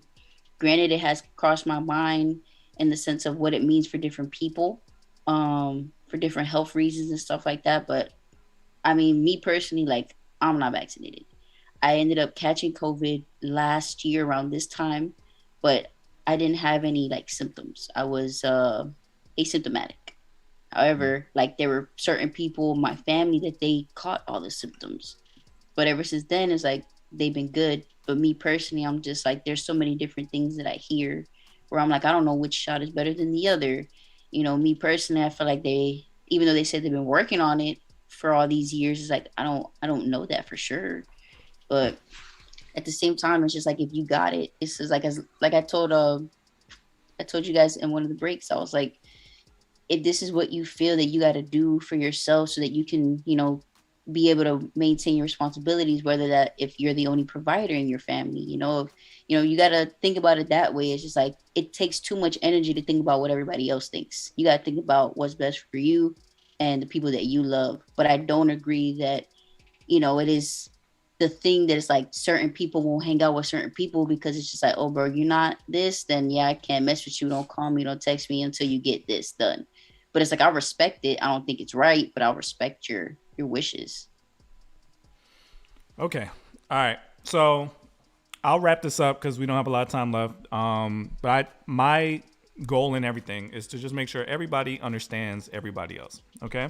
Because, I don't like fighting. All right. So from my observer chair, this is what I see. The reason for the people who are against the vaccine, the reason people are mad at you is because it's not just getting the vaccine and I'm fine. Obviously, people who have the vaccine can still get COVID. So obviously that's not the case. But what people are really upset about everybody not getting the vaccine is because if everybody doesn't get the vaccine, then this may never go away. Variants get mutated in people who are not vaccinated primarily, right? So if everybody doesn't get vaccinated and we don't completely kill it, your not being vaccinated can impact the people who are vaccinated, right? There could be several variants that come after this that make the vaccine irrelevant, all right? So that's why people are so mad at you. The reason, if you are vaccinated and you're confused as to why people are so against this, here's a couple of reasons. One, for a lot of Christians, this sounds very end times-ish. It sounds very rapture-ish. It sounds like the mark of the beast to a lot of Christians. It sounds like the same tactics that would be used for that process. So it feels like what Jeremiah was saying, it feels like preparation for a moment like that. I don't think a lot of Christians believe this is the mark of the beast, but it has the stench of it, right? So I think that's where a lot of Christians are against it. A lot of people are against it, Black people, because of the sins of the past in America. This has been done to Black people as a way to test things that are not proven, that are dangerous, and they use Black people as guinea pigs. So a lot of Black people are distrustful of the government. What's interesting about this is that Trump is the one that pushed for this vaccine. Trump got vaccinated. He got the Pfizer vaccine. A lot of the people who love Trump are against the vaccine. And what we've gotten to, the point is that last year and the 4 years before, it was the Trumpers versus the non-Trumpers. But now, half of, I don't know the actual split, but some of the Trumpers are for the vaccine and some of the Trumpers are against the vaccine. Some of the anti-Trumpers are for the vaccine and some of them are against the vaccine. So now we have half of the people who are mad at the other half. Half of those people are now mad at the other half. We're split in so many different ways right now that it's mind-boggling. What I'm hoping for, I got the vaccine because I believe I saw enough information on how vaccines work, especially this particular one. They're not, in the past, what vaccines would do is they'll put like a dead version of the virus in your body so your body can learn what it looks like. So when it sees the real version, it will know how to fight it. They've done live viruses, dead viruses. This is neither one of those. It's just what a cell has different parts. They're replicating a piece of the cell so that when it sees that specific piece, it'll recognize it as a virus and it'll already know how to fight it. Yeah. So you're not even getting any piece of the virus in your body. That was enough for me to be like, okay, I'm good with this. I understand it. A lot of people, that's not enough. So what I'm noticing, and I think what Jeremiah is also noticing, is that when you tell somebody you have to do something, the people who are on the fence, who are they weren't against it for any like big reason, they were just nervous, it makes them feel even more nervous. So the aggression makes people pull back. But you have to understand that the reason why a lot of those people are being aggressive is because your decision impacts them as well. So we have to figure out a way to deal with this, especially as Christians, because it's not just my body, my choice. What you do affects everybody. So your personal decision is important for everybody. That's why this is such a big deal. If it was, I'm vaccinated, I'm cool, you do whatever you want to do, this would be simple. But the reason it's such a big deal is because what you do matters to me and my kids. Okay, so we really got to figure this out. Let's figure this out. Yeah. I'm not telling you what to do, I'm just saying that it's imperative for everybody to figure this out. Okay? So I hate that it's come to this. I hate that it's become such a big deal. But we have to figure this out. So if you're on the fence and you haven't gotten the vaccine, do your best to do as much scientific research as possible. Not like Facebook meme research, but like actual research. Like, get on it. Let's go. Like, we got to figure this out. And for the people who have been vaccinated that are all about it, be careful on how you push, because you may be pushing people away. Yeah. Mm-hmm. You're pushing people all the way away. So it's like, what do you want? Do you want the results or you want to be right? Let's figure out how to get the results. So I think as Christians, we should be in the forefront of how to figure out how to make this work. I don't see that yet. Okay? So if you understand anything I said and it mattered to you, please be the example for everybody else on both sides. Let's stop fighting each other and let's figure it out together. All right? Cool? All right, let's get back into it. You in the field with the track stars. Ryan Righteous, Sean Tanner, DJ Jeremiah. Let's go.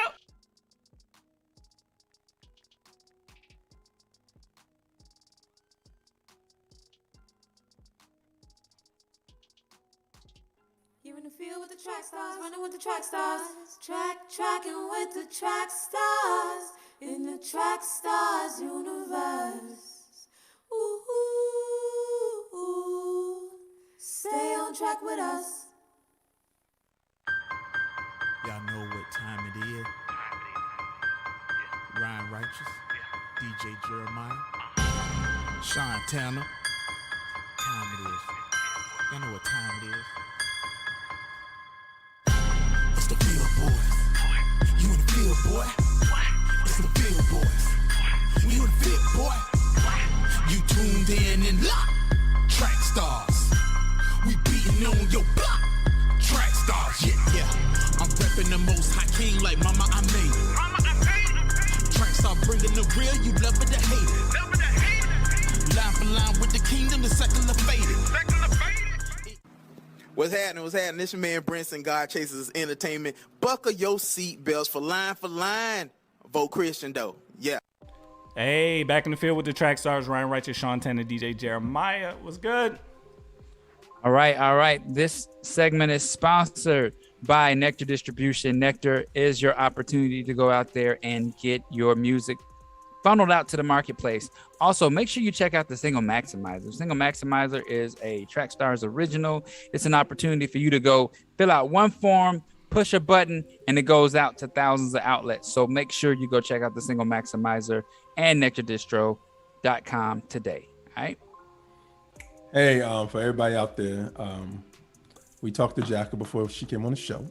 I was about to say that. And we let her know the topics ahead of time. So she knew about the roller coaster ride. She knew about the loops and the jump and the I think BC was like, I feel bad for Jacka, but she got to go on the heavy topics. We set her up. Nah, literally, I was like, yo, it's going to be a conversation today. That's how we do it in the field. Yeah, it was very good. You did very well. Yes, you did. You held your own. That's good. We normally don't get to 3 topics, so this is a miracle. That was a miracle. All right, so here we go. Line for line time. It's very, very, very, very line for line today.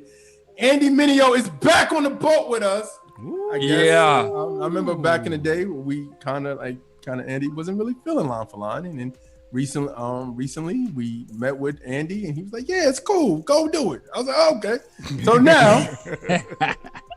So now, since he's back on the thing was right. So and I probably won't do this again, but I text Ryan and Sean. I said, "Hey man, that was a mistake." Yeah, it was a mistake. I was like, "Hey man, what about these guys?" Notice I didn't say nothing. You didn't say nothing, but me and Ryan went back and forth. Do this, do that. I was like, "Bro, we literally just did that." So instead of doing that, I just said, "Bump it, Andy versus everybody. Let's go, Andy Mineo, Neverland 2, right? Versus everybody, like everybody that's got some out right now, some albums and stuff. Some people I didn't very get a chance to. Some people I was like, okay, that matches up a little bit. Some people that are pretty hot right now. So this is a very good one. You know what I'm saying? So Jeremiah, is this Neverland 2? Yeah, Neverland 2. Only? Neverland 2 only. All the stuff is off Neverland. All these songs are off Neverland. So yeah.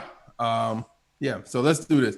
The views and opinions of the Trackstarz and the Trackstarz Universe are not the views and opinions of the artists, the label, producer, and others. If you feel offended by this, please press stop now. If you're on person who listens to Christian artists and this ain't your cup of tea, we understand. We got react videos, topic interviews that you can check out.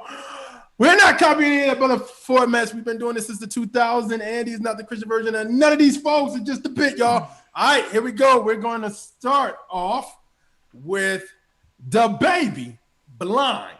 We're going to start off with that first. Here we go. Woo. Tomatoes, mustard, mayonnaise. Better catch them. They put in my head too hard for me to learn my lesson. The way I did it worked out fine. Ooh, God, get blessed. Hey, man, probably ain't believe me. No, went through hell and back. Now he finally on the TV. Now I don't even give a no more. Probably think it's easy. Let you know it ain't easy. I feel like a baby nigga. She run from the like a cheetah. Go! Two-tone AP watch on. Never see music for a clock. I see the way up the charts. I wonder is he ever gonna stop? And he charge 150 for the verses now. Pay it away, never ever drop. They know that. All right, that was the baby Blind. This is Andy. Remind me. Here we go. Sometimes you be talking to me like I am a kid. Sometimes you be talking to me like I got no head. Sometimes I be talking back to you the way you did. Next thing you know, we just coming at each other's neck. Right back where we started, it's like we ain't even try. I don't even get mad anymore, I'm just tired. All the things you saying, they be messing with my pride. Then you know the drill, I shut you out and go cry. I don't want your sorrows, I want you to change. All right, that was Remind Me by Andy Mineo versus the baby's Blind. Who are y'all going with? And remember, just the rules real quick, Jekka. You get one toss-up, and it's only for one round. You only use it one time. And this is based off the clip, not the whole song. All right, so here we go. I feel like what's going to be difficult with this line for line is everything's going to feel like it should be a toss-up round. That's good. Because I was like, dang, that felt like a toss-up round. You're mean, Sean. But I'm gonna give it to the baby on that one. Oh, I just like, yeah. I just like Kanye made Ryan a baby fan. That's what happened. No, I was a baby fan from what's the song he did with Chance? With Chance. I didn't like the words to it, but I still liked it. It was called Hot something. I have no idea. I don't listen to secular music. Y'all know what I'm talking about. Yeah, but you know a lot about him. Like I don't know this song. What are you talking about? What song is this? You stop, Sean. Don't play me. I didn't know. Listen to that album 6 or 7 times a week. I didn't know either. I didn't know that. Jekasole, y'all knew that song. All right, so it's based just on those clips. I'm gonna go with the baby. The baby. Jekka, did you listen to Andy's album? I did. I actually was telling the guys that I listened to it yesterday on my drive home from work. Yeah. Okay, me too. All right, I got it's called Hot Shower. That's what they said. Hot Shower. Yeah. I didn't even. I haven't heard that whole song through. So Ryan, you didn't like it? Sean, you watched the video. What you mean you didn't heard the whole song through? You watched the video. I don't even remember. You told me about the video. I did. Okay. Yeah. I got Andy on this one. Andy Crockett. What you got, Jeremiah? I am gonna go with Andy by the edge of the chinny chin chin. So it's 2-2 right now. Let's see what the baby online. Oh, right. Remember, Super Chat makes you count just like us.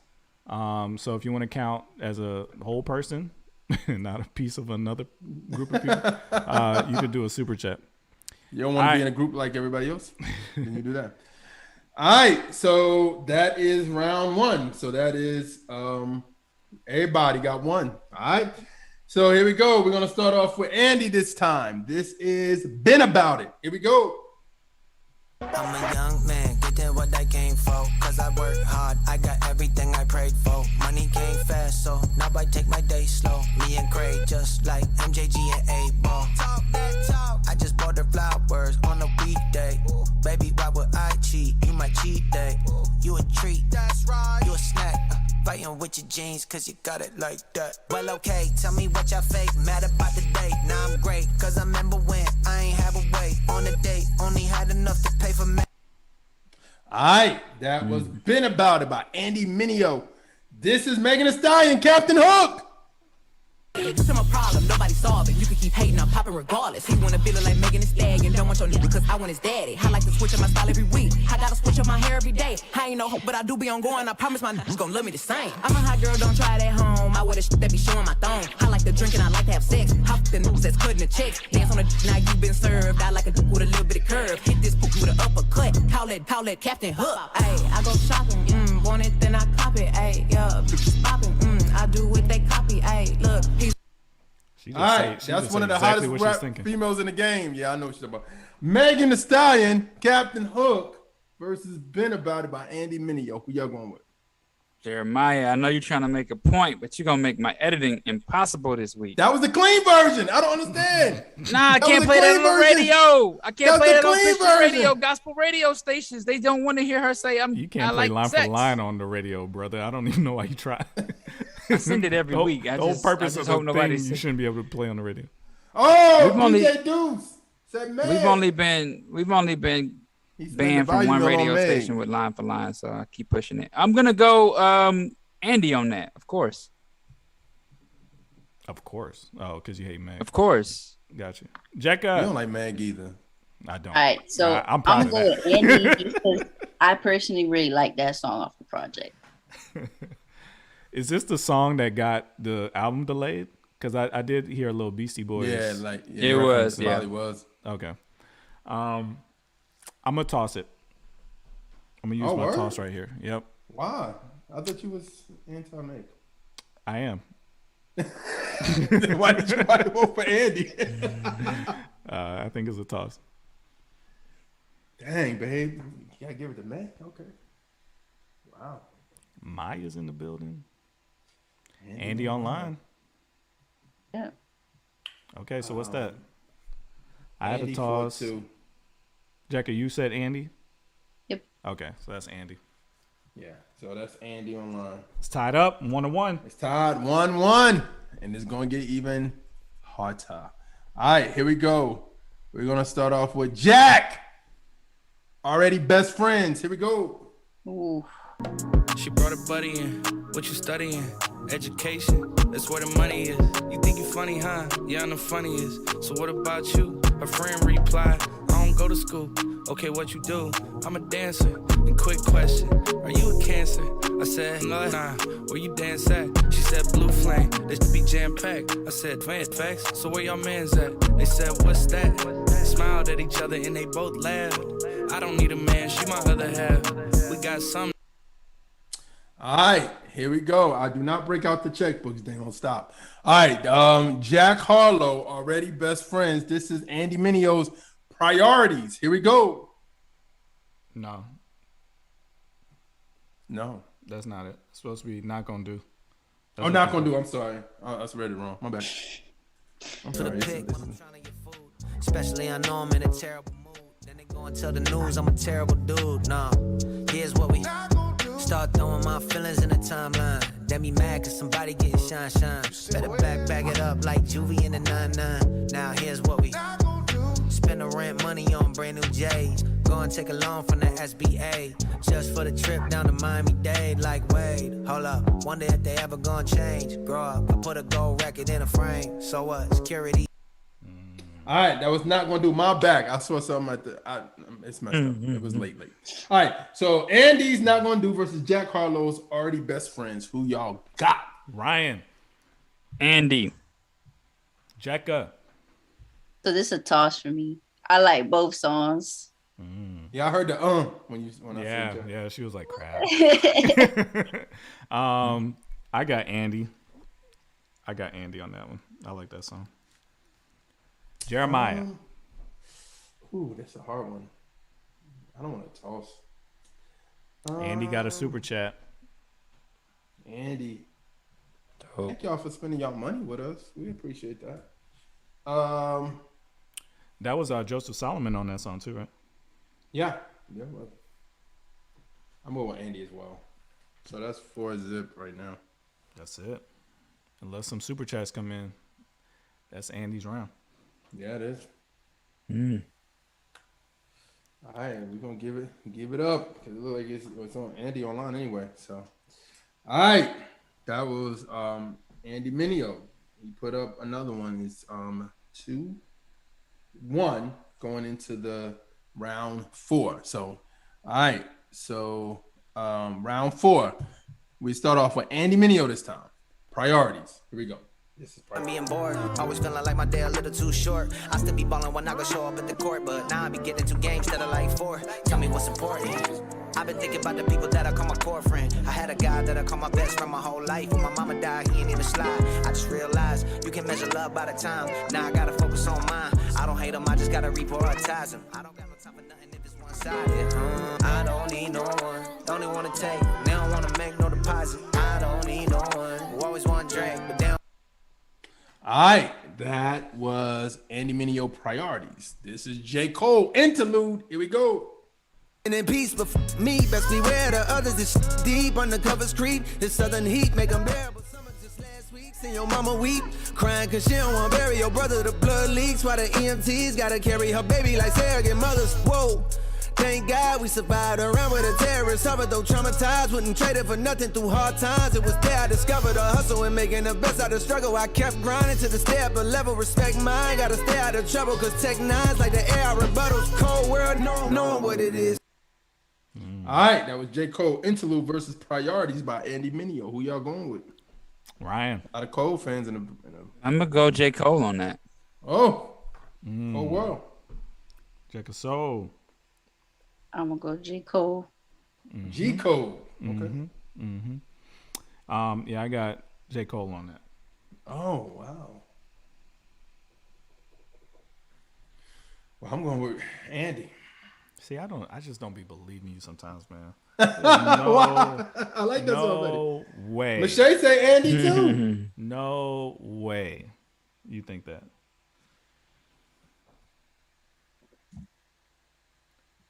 Andy's in trouble. No, it's not. Who's in trouble? Andy. See, I can see ahead. Y'all can't see ahead. Andy's in trouble. J. Cole online. Oh man. Why you say it like that? I just know what's coming, so I'm just saying. Y'all should have racked it up earlier. That's all I'm saying. All right, here we go. This is round 5. All right, we're gonna start off with Andy first. Now, you know what? We're gonna start off with Kanye, Off the Grid. Here we go. Then it get digital, then it get critical. No, I'm not doing no interview. Mask on my face, you can't see what I'm finna do. Had to move away from people that's miserable. Don't wanna link you, I ain't finna sit with you. Ain't finna talk to you, ain't finna get with you. Don't get me mad cause I don't wanna injure you. She put my paintings inside of a living room. Look at the problems and issues I'm living through. They try to drag me, I rise to my pinnacle. Walk through the block like the neighborhood general. Drop me the low end and that's where I send it to. I was forgetting you. Now I remember. Did what I want and I say what I want. And I thought you was with me, like how you get sensitive. I got this God power, that's my leverages. I got this holy water, that's my beverages. Can we do that though? A gospel rapper versus a rapper that's Christian. He said everybody. Everybody. Kanye's a mainstream artist too. Kanye West, Off the Grid versus Andy Mineo's You Know the Drill. Here we go. You know the drill. I'm a tip-top shape. They in tick-tock shape. I'ma fix my play. You know the drill.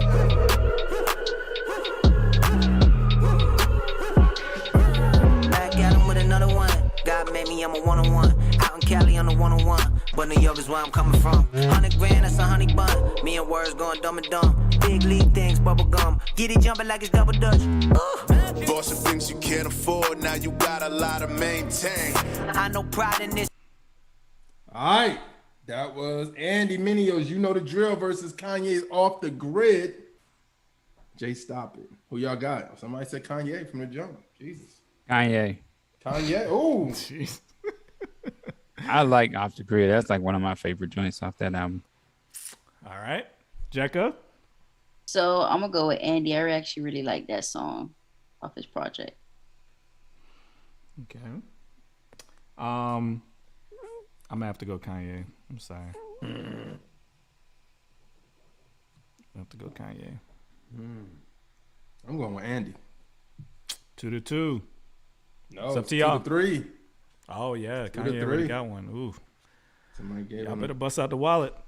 Andy. Okay, Michelle. Okay.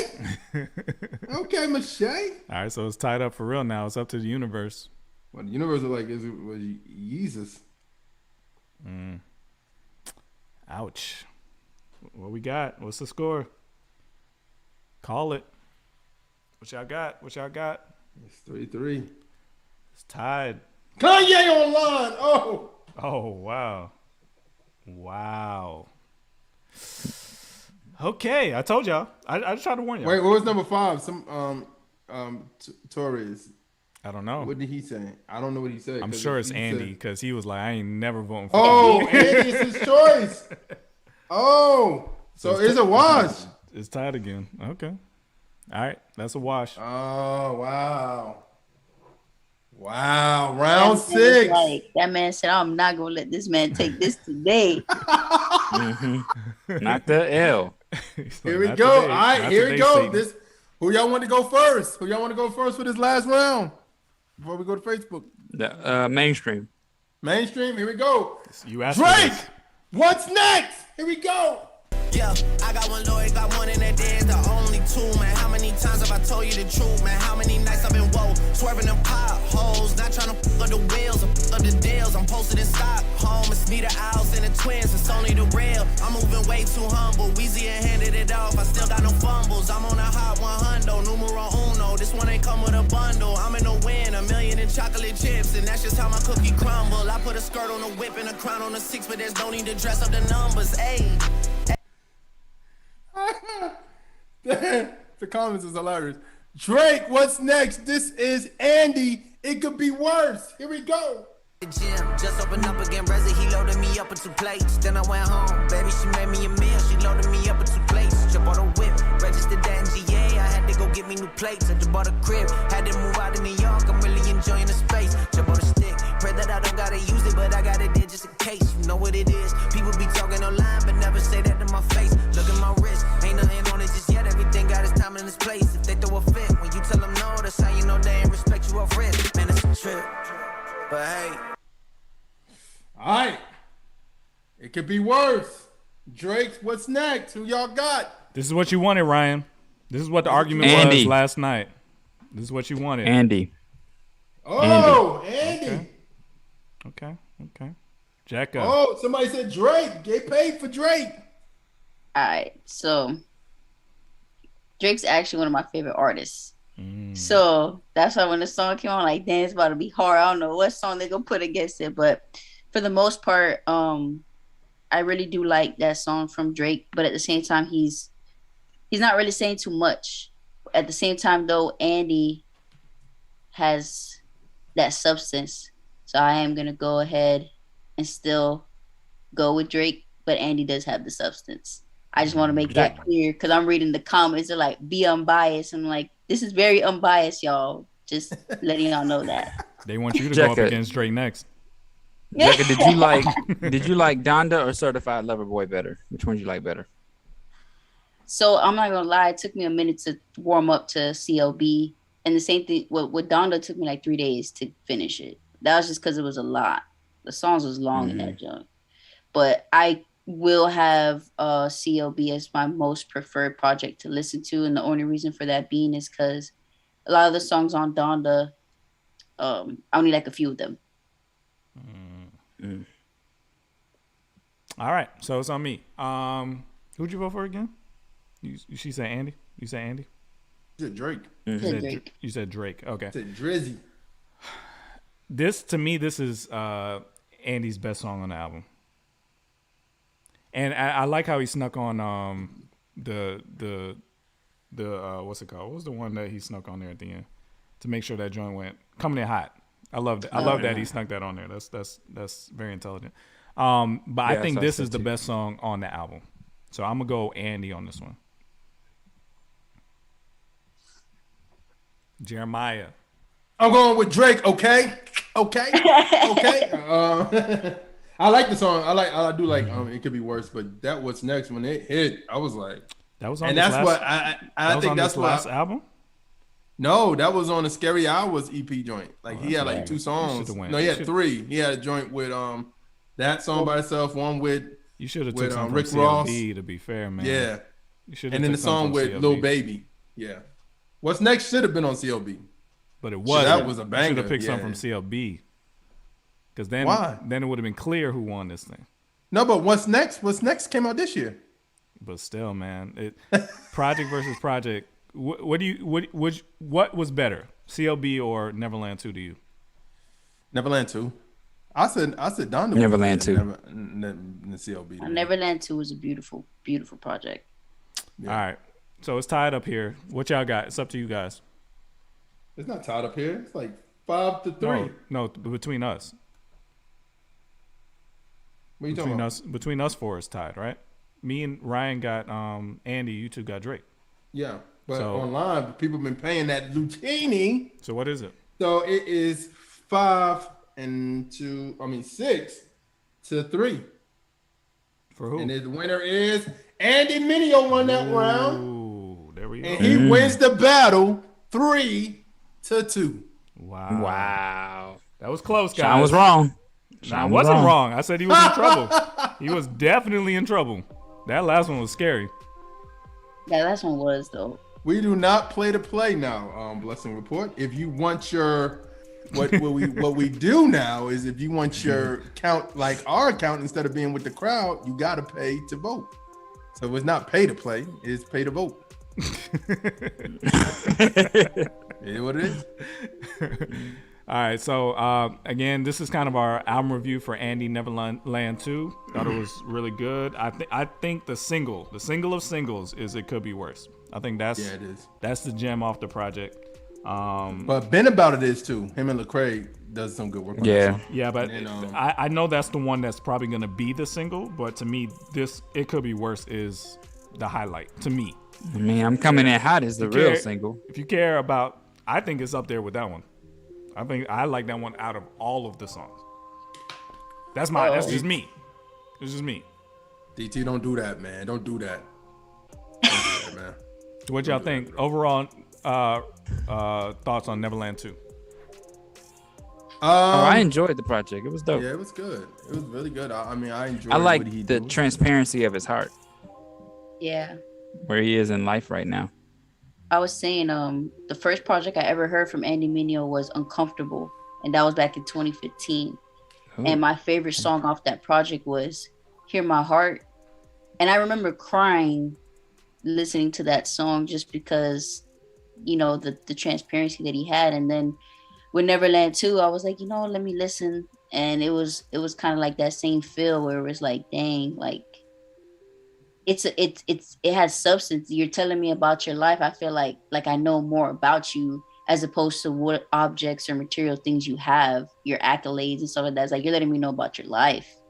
That's the type of music I like to initially listen to. Don't get me wrong, I have my songs where I'm like, okay, it's cool if they're not really saying anything because the beat is good. But initially for projects, I like to see what the story is.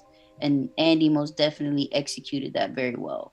From the cover art to the beginning of the intro to the outro. And yeah. Well, I think the Neverland was such a classic EP. Like just the records off there, it was special. Neverland, the song, and then also You Can't Stop Me.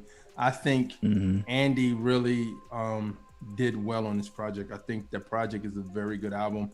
And I think, honestly, I'm glad Andy's singing again, man. Honestly, I honestly think we're the reason why he stopped singing. Yeah, I feel like because of that Drake comparison when we used to do Long Falon, that he was like, I'm not gonna sing. I don't. My bad, bro. Sing, man. Sing your heart out. Sing, brother, because you got a good voice. You've always had a good voice since I Can Raise a Background. Yeah, I Can Raise a my favorite joints.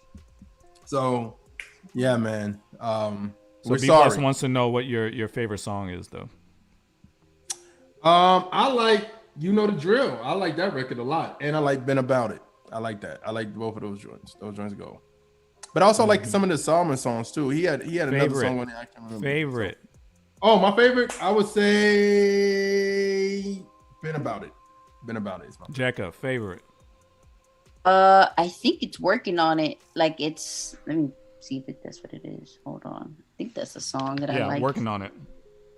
with Chandler Moore. Mine was Trying. Yep, that one. I was like, yo, I put that thing in rotation. I was like, you gonna go back one more time. Working On is my favorite one. Dope. Mine is Trying. Yeah, Trying is good too. Trying like, I like how he was rapping on that joint. So, but yeah, I mean, it's number two. It was number two. It was number 2 on the hip hop charts, right behind Meek Mill, and I think we could bump that up. But on the overall charts for music on iTunes, it was number 4. Oh, dope. Oh, dope. Yeah, let's get Meek out of here. How about that? Let's get him out of here. So that's homework. That's homework for this week for everybody. Get Meek out of here. All right, y'all. Jekka, tell them how to find you and to support. Yay! All right. So if you guys are interested in following me, you can go ahead follow me on Instagram, Twitter, Jekasole. So it's JEKAGOTSOLE. If you guys want to go ahead and listen to my music, just look up Jekasole. Guys, be on the lookout. I got an EP coming soon, so I'm very, very, very excited. Cool. Awesome. Well, thank you so much for hanging out with us today. One of the most controversial episodes of all time. You held your own. Happy to be a part of the conversation. We're glad to have you. Seriously, we support you. If you need anything, let us know. As soon as we get back in studio, you're welcome to come hang out with us again, because you were there before. So you're welcome to come back. But again, thank you so much for hanging out with us. And I want to send a shout out too, real quick. Again, shout out to Flavorfest. We'll be there. Jackie, you gonna be there? I'll be there. I'll be performing on Saturday. Dope. We're doing the beat battle Saturday, so we'll see you there. And I just want to give a shout out to Aaron Cole, man. I forgot that. Oh, congrats, man. Congrats. You know, it's so funny. One of the funniest clips we have is when we were telling him to shoot his shot with somebody. Yeah, that didn't go well. And we were giving him advice. And it's like to see him now married, you know, it's like he figured it out real quick. Ryan, that was like, you are wrong for that, bro. What? Somebody would be like, who shot you was shooting at? No, man, it wasn't about that. It was a whole video about it. I know, but what I'm saying is you wrong for bringing that up. I know, right? It's not even, how was that wrong? I'm just saying, like, I'm just saying. Was it not good already? I saw the last video I saw was when the last time he was at the studio, she was there. Yeah. But that's not the one we talking about. well, he's frozen anyway, so we'll talk about it offline. Anyway, thank you, Jekka. Thank you for coming. Thank you guys for having a little kid that's scared. Hey, round 7. Go to the official universe. We're about to do round 7. You in the field with the Trackstarz. Ryan Righteous, Sean Tanner, DJ Jeremiah. Let's go. Now, I'm in the field with Trackstarz right now. I had a blessed time. Hopefully, you guys are listening. If you're not, then you're losing.